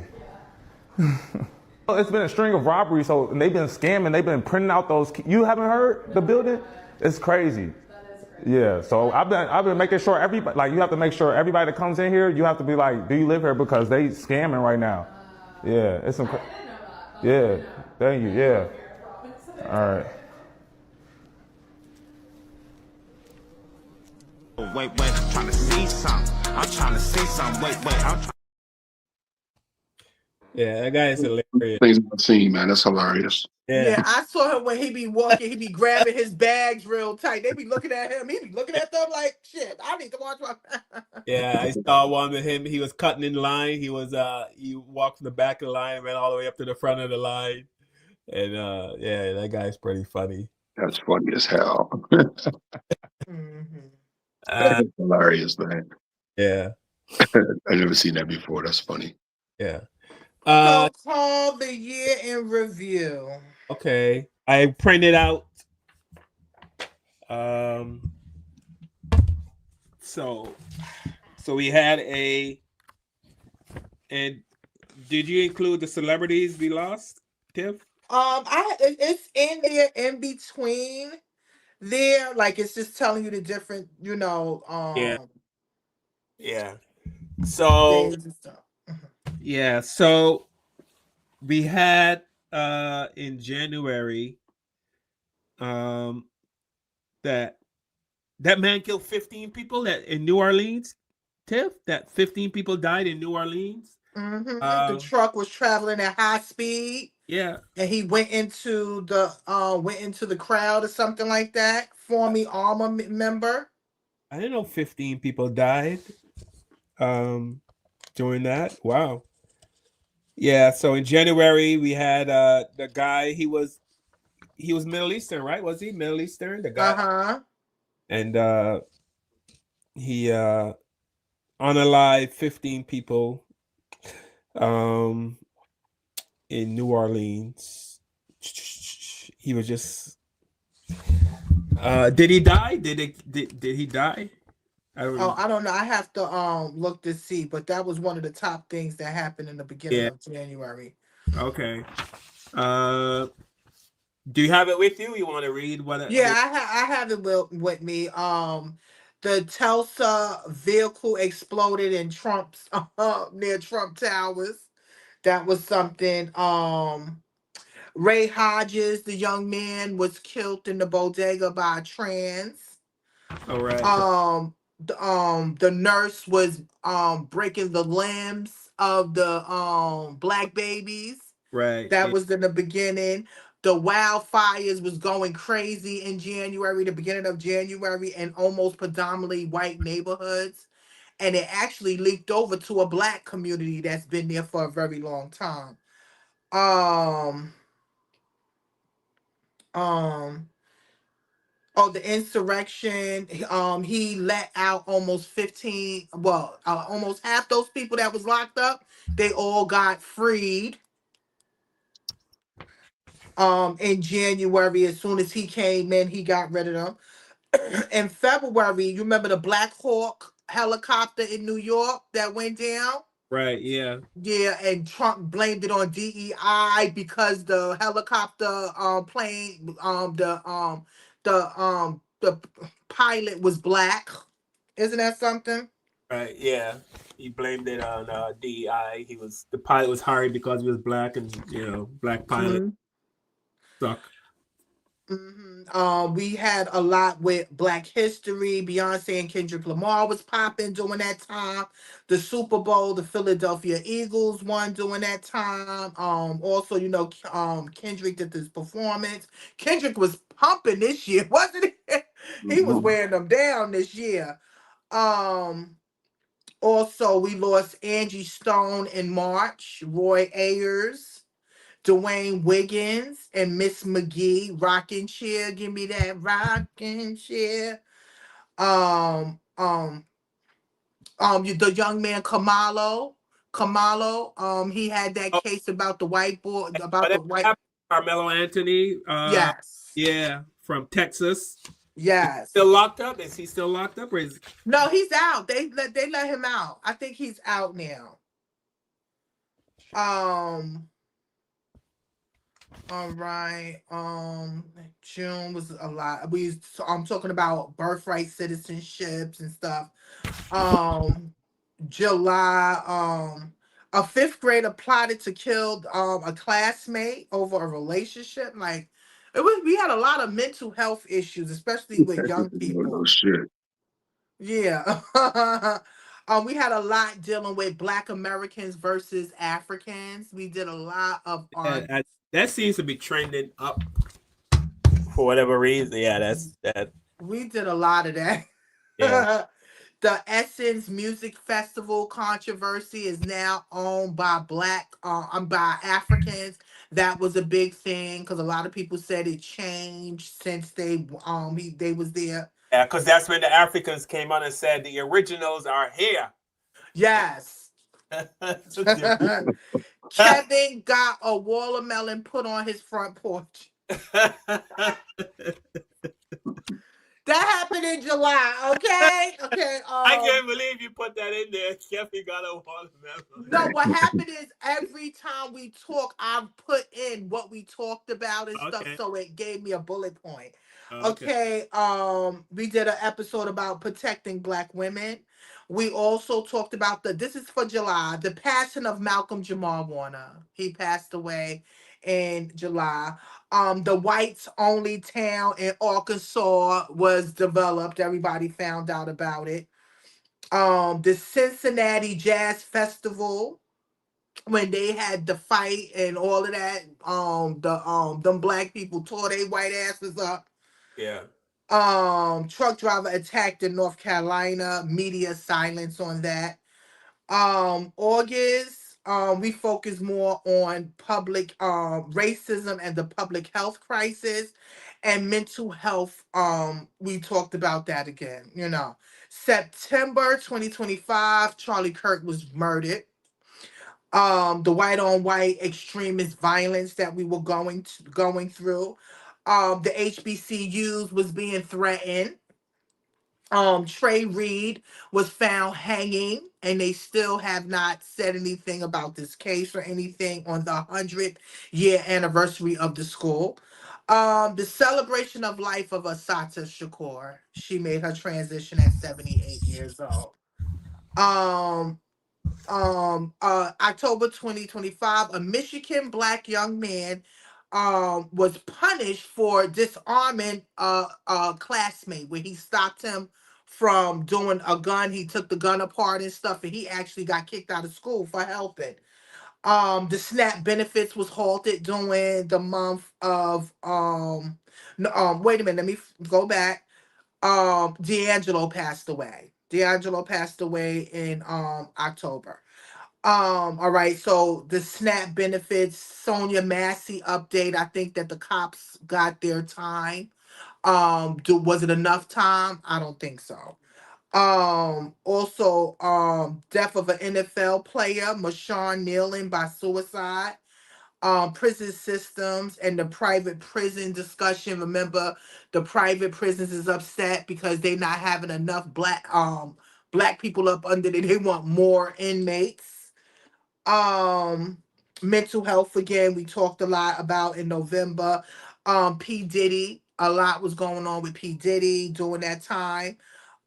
December was immigration, the FBA discussions, the Somalia, what was going on. Trump wound up putting his name on JFK center, and everything was dealing with racism, politics, and black survival. Also, we didn't never get to talk about David Chappelle. Did you get to see David Chappelle, Carl? No, I didn't get to watch that special. Oh no, Carl, my God, Oh, Jesus. shame on you, Carl. How It's the hell hot. you don't? You're a comedian. How the hell you don't watch Dave Chappelle special, man? I'll get to it. Please get to it so we can at least talk about it, because he talked about a lot of things, Yeah, you it's know, important, Carl. I think you should he watch it, bro. said if he said he's staying with the little hats, he said that he has been compromised. He actually said that. Did he say that? Yeah, Carl, you got to watch it, man. It's very, it's very good and interesting. And Yeah, he said some things, man. He didn't, he said some things. I'm definitely gonna watch it. Just Yeah, it's definitely, he said definitely. that. So Tiffany, you watched it, right? So Yes, you he. got, I saw it at least 3 times. Yes, he did, call. He said if he ever come out and say that he's staying with the little hats, just know that he has been compromised, and And he yeah, and don't believe nothing he says. yeah, that just put him in Muhammad Ali territory, man. Well, he said that to one of in one of his shows that he don't know. This could be it because he stood so strong on his beliefs, and he even, he talked about, Puffy and the Man Act, and I completely forgot it was Puffy that saved him that night that the man tried to attack him. yeah, or at the Hollywood Bowl, yeah. When he got Yes. attacked, it was Puffy that tackled the guy that had the knife. So he talked about that. He talked about the Mann Act was made up to actually convict to go after Jack Johnson, the black heavyweight champion back The in the first early black 1900s, who were heavyweight. knocking out white men and dating white women to add fuel to the fire. And so they got the Mann Act to go after him, and it hadn't been used since until the Diddy case. All these years, Yeah. so it came full circle. So yeah, it's very deep. He put everything together. He gave Stevie Wonder his flowers. He told an amazing story about Stevie Wonder and John McCain, which you got to Oh see it to yes. Oh yeah. understand. I didn't know sorry, baby. I didn't know McCain was one of the ones that did not sign Yeah, off for the Martin Luther King holiday. exactly. I And did just to not show. know. They said he was the only one Yep. that was there. He was the one lonely person that would not give Martin Luther King his holiday. But when before he died, he made sure that Jack Johnson was what they call it, Kev? Was pardoned. Pardon. Well, Yes, yeah. yes. Post Morpheus. You know Yeah, what I'm yeah, talking yeah. about. Yeah, he gave Yeah. him a pardon. And then Stevie Wonder, who worked so hard on the King Holiday to make that happen, actually asked Dave Chappelle, because he couldn't do it, asked Dave Chappelle to go to John McCain's funeral in his In his honor behalf. to show some respect to John McCain. It come full circle considering that Stevie Wonder worked so hard on the King having a holiday, and John McCain was the one guy against it, and Stevie still sent Chappelle to go to the man's funeral. That just One goes to of the show, richest it goes to show who comedians. we are as a people, man. You know That's what I'm right. saying? It goes to show who I we think are as that a was people. such a message. I thought that was such a message and a gag at that. That's for the gay people. Gag. It made you gag. But yeah, he made him go all the way there. And he said no, he wanted to go to Aretha Franklin because he said he worked for Aretha Franklin. He said she was a mean boss, but she gave him his first start. And he said he wanted to go there. He said told him, Stevie Wonder told him to please go to John McCain funeral and stand for both of us. And he said, I'm rich, bitch, to his funeral to give him a shout out. Like, yeah, one of the richest comedians in the world. You understand? One of the richest comedians in the world. So I thought it was a good gag. So Yeah. yes, But y'all must check it out. Y'all must check out David Chappelle. He's not a comedian that make you fall out on the floor and but he will make you think and laugh at the same let time. me ask you guys. You guys think like even though John McCain did all this, and like Kevin said, that's who we are as Black people. You think it's because we know what it's like to be discriminated against, and we know how much it hurts, and how Yes. that's why we don't want to do it to other people. So other people who haven't been through what we've been through, they don't know what it feels like. To to be dealing with this kind of stuff. So that's why certain groups can not have empathy because they don't know what it's like to be. They don't know what it's like, and we do. That's why we are the most welcoming culture ever. Black people just welcome anybody. You understand what I'm saying? Because we understand the game. You understand? And if you look like us, we want to make sure you're okay too. You understand? Or we want to try to at least help. But again, everybody is raised differently. And one thing I can say, this social media this year for me taught me a lot about people from other countries that I was not raised to. I was not privy to. My mother never raised me to hate or dislike anybody from Africa, Barbados, Jamaica, anywhere. She was not like that. She said they are Black just like us. So for our own people to come here from other countries to downplay us or make us feel like we should, or even call us a slave, that really hurts. And all of them right now are getting their karma. All of them are getting their wake up call, especially if they voted for the Trump and now they're about to get their ass deported. So again, we should not be against each other. We should be standing with each other.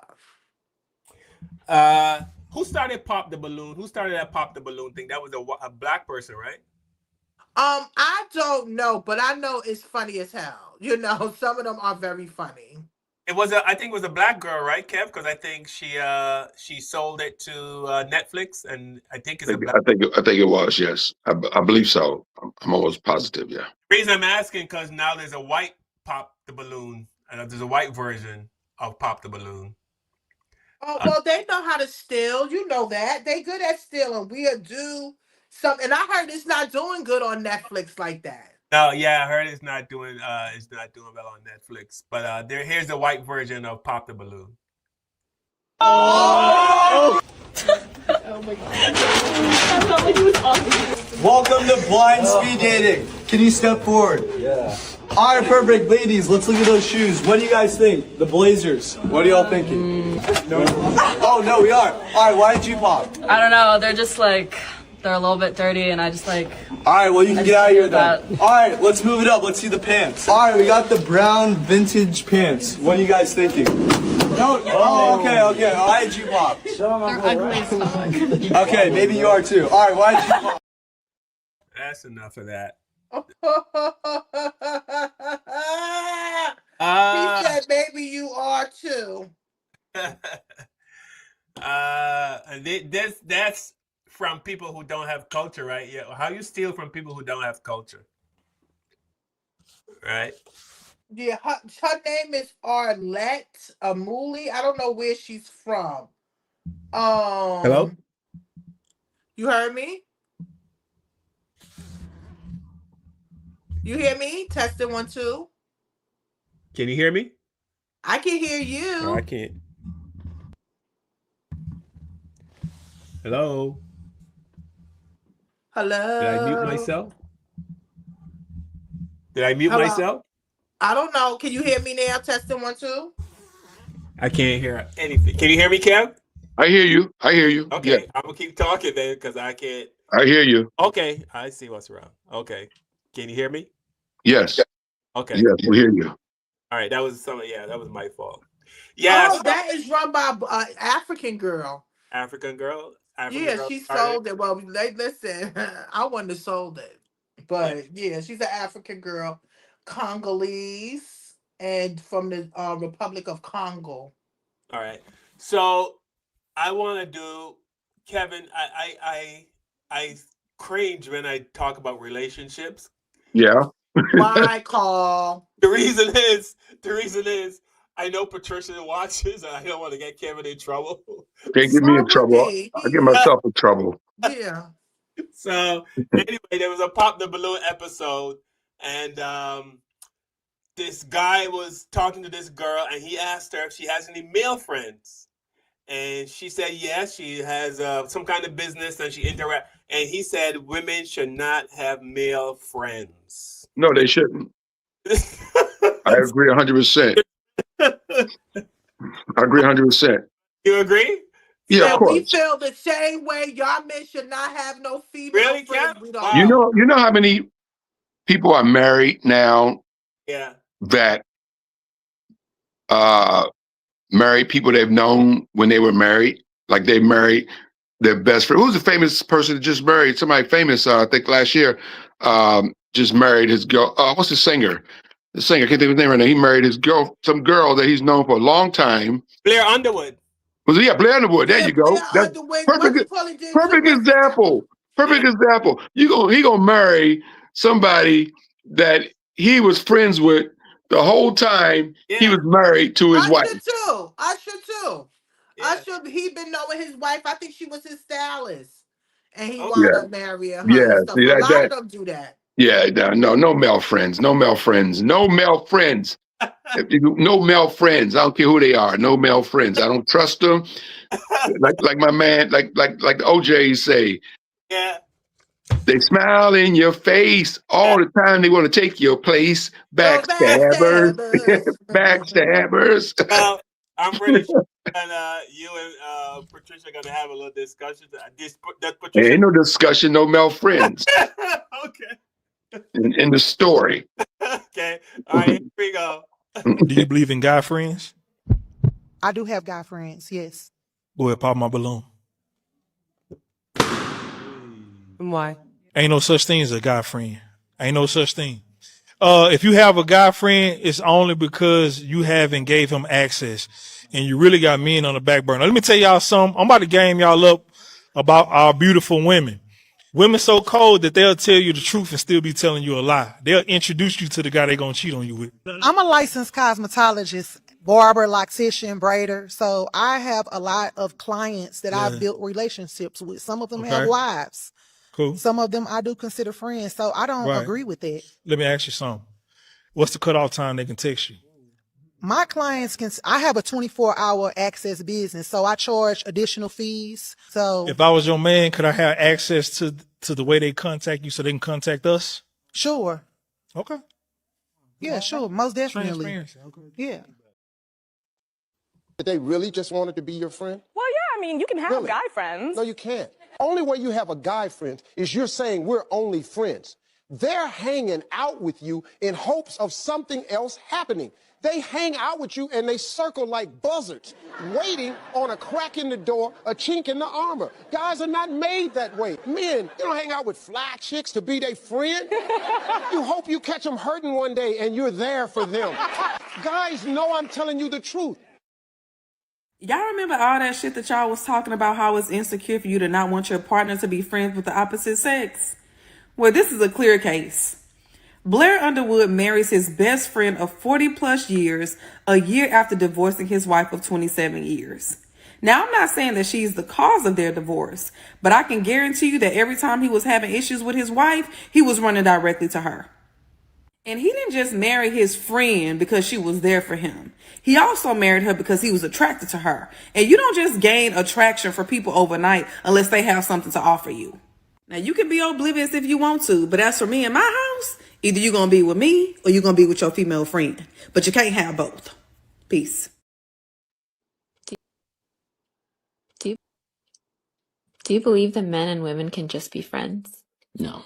Men a lot of times are friends with women because they won't let them sleep with them. And so they'll just kind of be useful, hoping that one day their nice deeds will add up to attraction. Very attractive women will never have real men friends. If they're very unattractive, they may have friends that are males. It's typically because they're attracted to those males. I think there's a primal part of us where there will always be tension.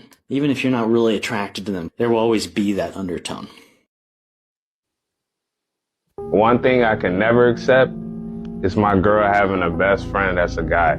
I can't do it. Why does your girl feel like she can't confide in you? Why does she feel like she has to go to her man best friend to tell her things and how guys operate? Your woman should be your best friend. She shouldn't have another male best friend. There's something you're lacking at. I don't play that, oh, this is my best friend, this is my bestie, none of that. Guys, you gotta peep game. If you see your girl has a man best friend, my boy, she probably playing you, man. And that can go both ways. Ladies, if your man has a best friend that's a woman, it's either one or two things. It's either he doesn't like her as much and she's always in that hope that, oh, maybe one day he might choose me or get with me, or it's number two, they've been doing stuff. It's just, it never worked out relationship-wise. I know everybody's situation is different. I know there's some men that are genuinely friends with women, but you can't tell me that man will not have any sexual relations with you if you gave him an opportunity. You can't tell me that. I know how guys think. So I know for myself, I want to have a woman best friend, especially if I'm in a relationship with a woman. I'm not going to have another woman feeling like, oh, there may be a potential threat or maybe something in the past that went on between them. I'm telling you, it's either one of those two things. It's either they did something in the past together and it just never worked out, or they're constantly friend zoning that person and leaving them as a potential candidate for future references. They're not in high school no more. That best friend stuff between men and women, it does not work. If they weren't already brothers and sisters or family members, nah, kill that shit. Save yourself the drama. No male friends. Yeah, man. Come on, man. If you got an attractive wife or attractive girlfriend, if she's attractive, there's no regular male man is going to go, I don't see that big ass and big titties. I don't see it. We just friends. I don't see it. We're friends. I like to. Now, if you're gay, you can have a gay friend because a gay friend is not going to notice those titties and boobs. So he'll admire them probably I was getting ready to say that. in What a different about way. that? So, yeah, a gay male friend, yeah. But a regular old, just male man, no. Come on, man. Stop it. Yeah. There's no way he can just be your friend. Yeah, I think so too. I don't think that it can happen if y'all comfortable with each other, but if you have insecurities in your relationship, like that, you cannot do that. I don't recommend you having a friend because your partner is going to feel uncomfortable, because vice versa, if it's on his shoe, her shoe, y'all both going to feel uncomfortable with you being cool with somebody that could have a possibility of liking you or have been liking you, and they just been covering that shit up. No, I understand that. But also, women must watch out too, because you have men that have best friends and they fucking them. Okay? We talking about men. Gay men. You know how many bisexual men I know? You understand what I'm saying? Or heard of, or women in situations where they find out that the man that they was calling their best friend, another guy, they sleeping with each other. So again, it goes both ways on both sexes, male and female, because I'm not trusting. Yeah. I have a female friend that her and her boyfriend and her boyfriend's best friend and his girlfriend, they used to go out on dates and hang out and stuff. And she dropped something on the floor while they were at a restaurant. Under the table, she saw her man with his hand on the other guy's leg. And she started to investigate. And long story short, he ended up leaving her to be with him. And the two guys moved in together. So Tiffany, you might have a point. You might have a point. As far as women and men being friends, I have close friends that I don't know if I would say best friend, but I have close female friends, and they're married. Do I think about sleeping with them? It's never crossed my mind.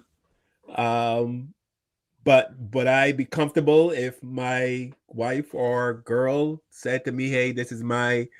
You can have a best friend. I mean, if you guys are just talking on the phone, but I wouldn't be happy with meeting up or going out for dinner. I'm going out to dinner with my best friend. Are we going to the movies because he's my best friend? Are we going? No.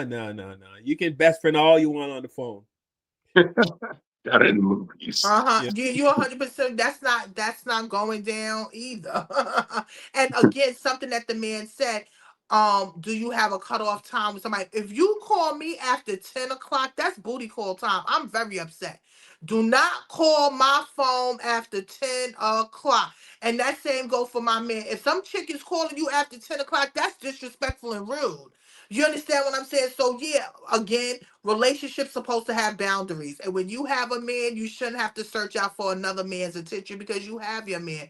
The same thing where a man has a female. If you have a female, you don't need no other female. If you got sisters or something, talk to your sister. But no, you're not going out there being cool or being friends with another chick. Or you understand? Because there will not be no cheating without permission. That's But it. what about trust though? If you trust the person you're with, should you be able to trust that person? No, I believe in the trust. I believe in the trust. If you trust your partner, you're not worrying about them sleeping with somebody else. Yeah. But again, anything is possible to happen. You understand? I trusted somebody that I knew for 30 plus years and she wound up sleeping with one of my friends.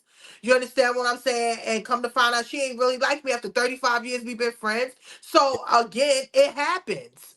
It happens. So again, when you're comfortable with your partner, you're not thinking about nobody else or anything like that. And if you do have friends, y'all both know these friends, y'all both are mutual friends or whatever the case may be.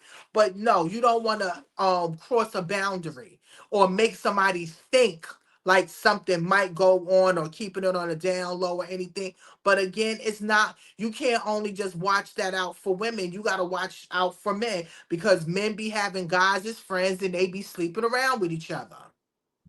Yeah, I hear you. I remember when I was a kid, we had some kind of party at a house, and there was a priest, a pastor was at the house, and my dad worked on a ship, so he was always gone out of the island. He was always somewhere sailing, working on it. And the pastor found that out, and the pastor said to my dad, Mr. Yard, when you're out sailing around the world, I can come by and check on your family. And my dad said, no. My dad said, no, don't you ever come to my house when I'm not here, ever. Right, because he could be weaseling himself in there. Your mother could be going through something. She lonely because he on the water, and I can be a Saint Jock woman. It's just too much. Yeah, my dad put the kibosh on that real Quickly, that's funny. Quickly. Yeah. Don't you ever come by my house when I'm on the... Okay, ever. Hey, I tell you, I'm with your dad. I'm with your dad on that one. Don't Yeah. ever. He was not. All right, we're gonna wrap it up. I want to say thank you to all of you who've been watching the show. Thank you guys so much. We hopefully you guys will join us next year. Please follow our show. We're here. 2026. We're here. Imagine we have 3 more years of Trump. 3 more years. What could he possibly do that he hasn't done? How could it get any worse? But it will. It will. Yeah. You know. It's gonna get worse. Yeah. That girl from The Lion King passed away. Kevin, you sent me that. Yeah, man. She was actually domestic violence, which we need to talk about, man. Domestic violence. She was stabbed by a boyfriend. That's second woman that was killed that I saw was killed. Celebrity that was killed by her boyfriend in this month. I forgot who the other one was, but yeah, this girl was killed stabbed to death by her boyfriend. A Yeah, lot of her domestic. name is Imani. Let me tell y'all a quick story. So I've been doing hair for a long time, and back in 2009, I had this little girl come and get her hair done. Her mother dropped off to get her hair done, and the Lion King commercial came up, and she started screaming, "My mommy is Simba. My mommy is Simba." And I was like, all right, I'm saying to myself, this girl don't know what she's talking about. But I'm just going along with it.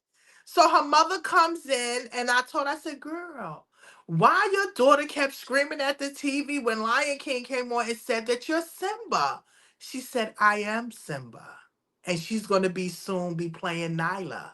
Wow. And she's like an understudy. And I was in a state of shock. And I just told somebody this story the same day I found out about this little girl. You should have saw me trying to make sure that wasn't that little girl that I took here, because this was during the time she had to be 8 years old in 2009. So she would have been about this age. So she's either before this girl or after this girl. And only reason why I know it's not her mother played Simba. And I also saw it. I looked it up because I'm nosy. I looked it up and saw the mother's picture.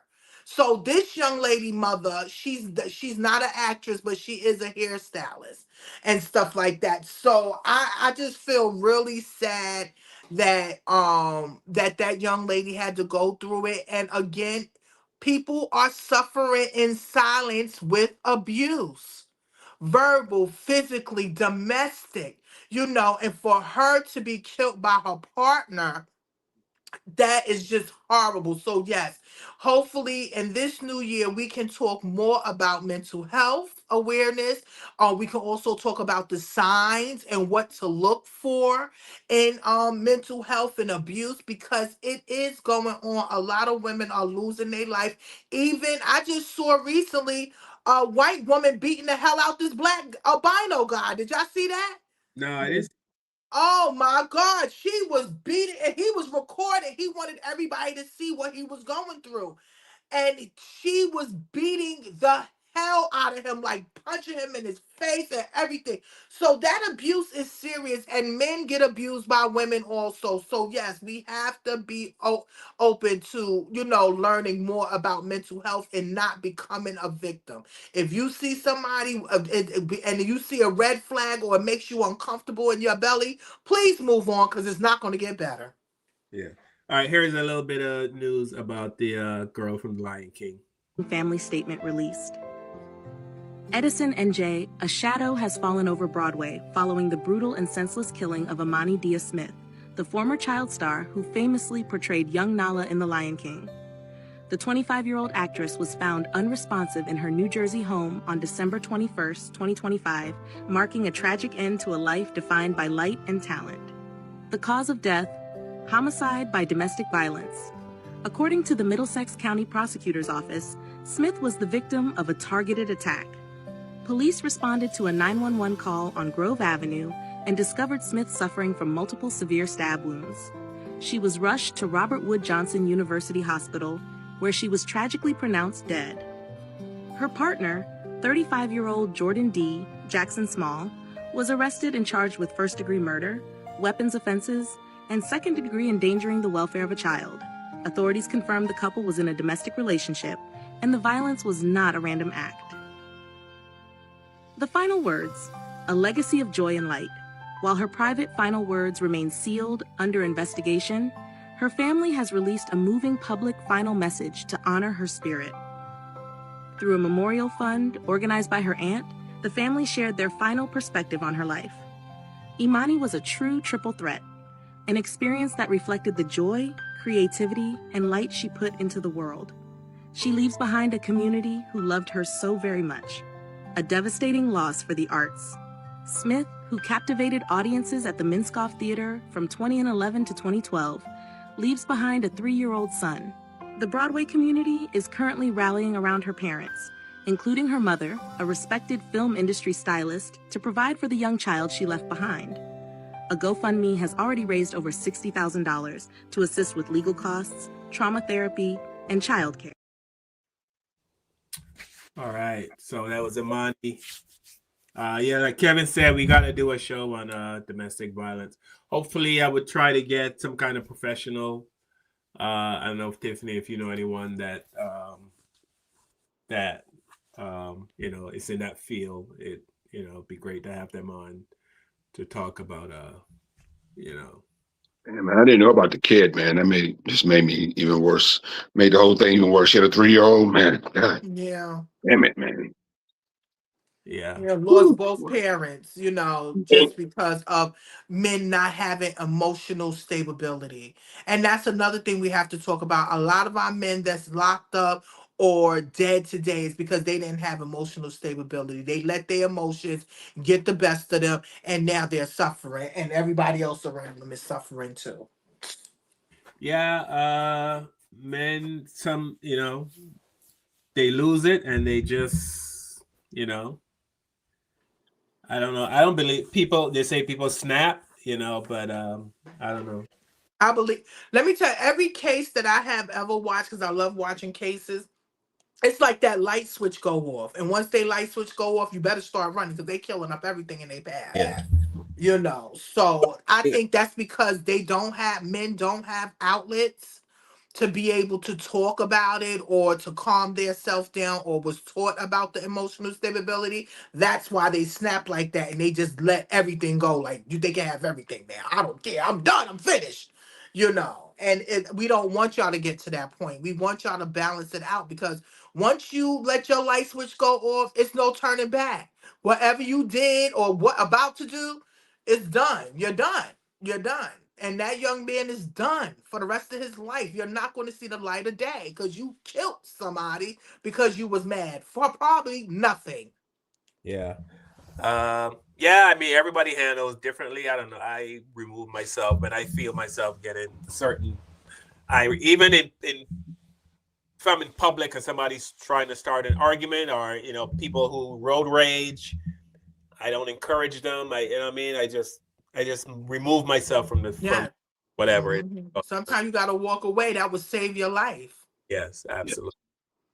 All right. So before we go, Tiffany, anything you want to share or that you learned or that you're looking for? I just want to say, I hope and pray that this new year will be abundance for all of us. Especially if you're walking in the right path, because a lot of us is not walking in the right path. But I pray that people have peace and blessings on their roads and make better decisions for their family, for themselves. I pray that we have more openness about mental health awareness. Please stay out of these jail system, communicate with your young people, do more for yourself, for this new year coming. And we want to honor the people that have left this earth in 2025. We had a lot. D'Angelo, we had Angie Stone. I mean, it's just Roy Ayers. Like, we lost a lot of iconic people this year, and we want to send blessings and love out to their family and our condolences. And again, thank you for sharing another year with us at the Black Therapy Show. We really appreciate you all, everyone that's in our chat, our family, our friends, our loved ones. We really appreciate you and continue to stay with us and learn with us and grow with us, cry with us. We really appreciate you all. So make sure you like and subscribe and share and let us know what you think, how you feel, and everything. And I actually can't wait for the year roundup with Uncle Murder. That's actually 50 Cent's one of his best friends. So he's gonna do a whole roundup for the new year. Hopefully he still do it so we can get his scoop about everything that's going on. And pray we don't have another hip hop documentary coming out on somebody's ass. 50 Cent threatening to bring one out on Tyler Perry. Yes, that's what I heard. I don't know if it's real, but okay. I heard about it, but Tyler Perry, I'm gonna be honest with you, he probably will make one for his own damn self.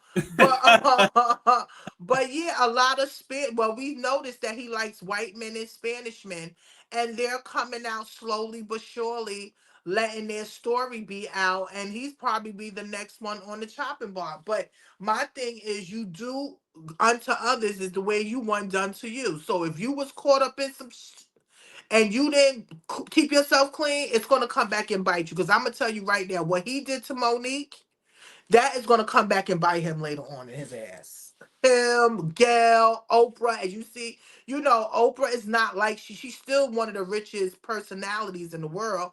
But again, we look at her and Gail a totally different way than how we looked at them 25 years ago. So we pray, that people get their wake up call and then people learn from their wake up call. All right, Kev, anything you Uh, want? yeah, man, it's been a great year being a part of this show, and I look forward to next year. And oh yeah, free Diddy, free R. Kelly, and what else? Good night. And rest in peace, Nicki Minaj. Oh God. You right. Nobody messing with Nicki no more. Nobody's messing with the monster. She can't come back from that. I think she's in the Candace Owens sort of thing right now. I don't think she can come back from this. I think there's no coming back from this. I think she made her money. She's forever going to be rich if she, invests and do the right thing for cash. And it's hard to blow $150 million. So I think she's going to be okay. Ain't they're not knocking on her door to pay her mortgage anytime soon. She's all good. But I think her career, as we know it, one of the top rappers out there and biggest stars of, the last decade, I think that's over. I think it's over. And I think, Trump will be gone from office soon. And all these people that aligned with him, their careers are effed up because they align with this dude. He'll be gone, and she still won't have a career because I think it's over for her. Rest in peace. And I'll see y'all next year. Yeah. All right. So, Kev, here's Yo. on a list of MAGA supporters who are dead to me.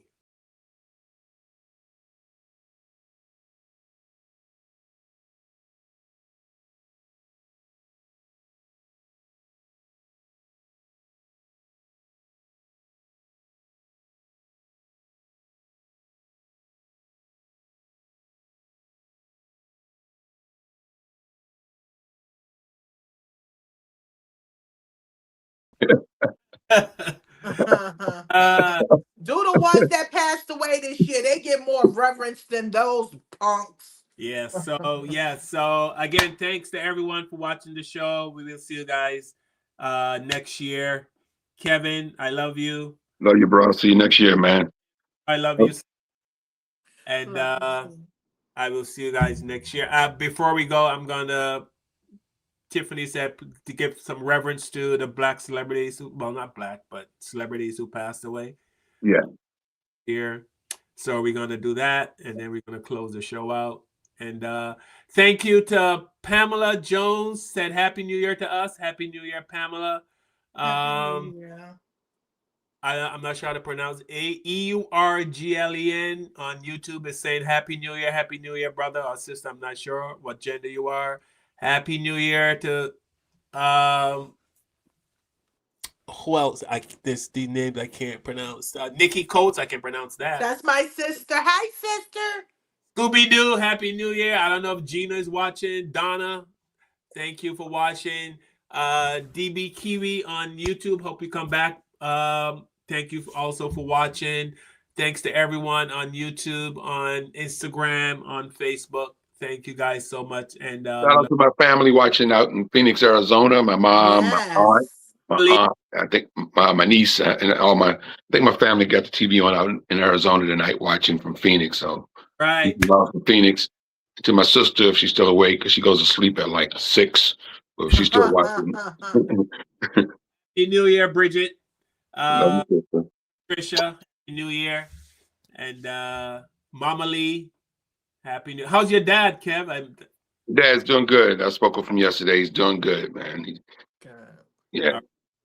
All right. So Thank you for asking. Yes. We are the Black Therapy Show. We are out. We will see you guys next year. 'Cause this is my life story and it's for you only. Where is the love?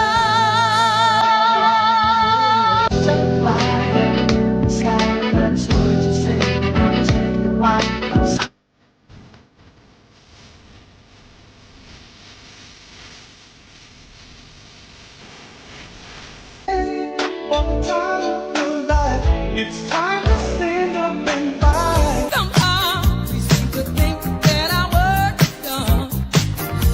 To me, all that a woman should die. Lost and turned out. Southside walk it out. Eastside walk it out. Northside walk it out. Now hit the dance. Mr. Brett is there. Put a smile on your face. This is another test. It won't last always. Oh yeah, yeah. And I tell you, he will. Yes, he will. 5 brown eyes with your thick thighs. Every time I see your smile, got me hypnotized. What of that weed? Planted like a poppy seed. I slanted and a chanting happy nigga named Young Bleed Carleon. Follow me, follow me, follow me. My specialty. Vegetables. Naturally. Some frozen. You bet. I fought so hard for these last 2 years. Crack, like Reagan, changed the landscape of this country. Or of faith, friends, family, loved ones. I don't hate all cops. I just hate the ones that did what they did to my husband. Incredible. She does jazz. I like everything from Sting to Tuck and Patty to the artist formerly known as Prince. So Jay used to watch me grind with X, and he was off with the Hitman. And then something strange happened when I made Get At Me Dog. What's the matter with you coming in this house, young? Is Mama home? Can't you see I'm on the telephone?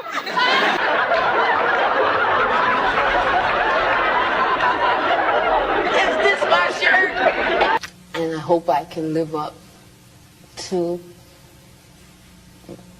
my ancestors' expectation of me.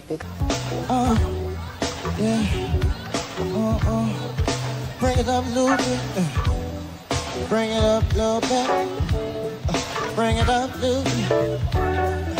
Bring it up. That was beautiful. With the knowledge you gain, break away from the chains. We helping you grow the Black Therapy Show. You in a safe space, dealing with the black trauma. We unpacking and inspecting all our baggage and drama. Cause we gotta unite, no more killing each other. It's time to see a new future for my sisters and brothers. You know, with Kevin, Carl, and Tiffany, you'll have an epiphany. We'll give you everything you need to handle the enemy. We're giving you empathy, we're gonna challenge you mentally. The right conversation so you grow exponentially. We built your penitentiaries, we built all your schools. Gave us brainwash education, just making us fools. Hatred was what we got in exchange for love. No more manipulation from my God above. No, it's Carl, Kevin, and Tiffany. Now welcome to the Black Therapy Show. Let's go. Happy New Year. Yay. Scooby-Doo too. Okay.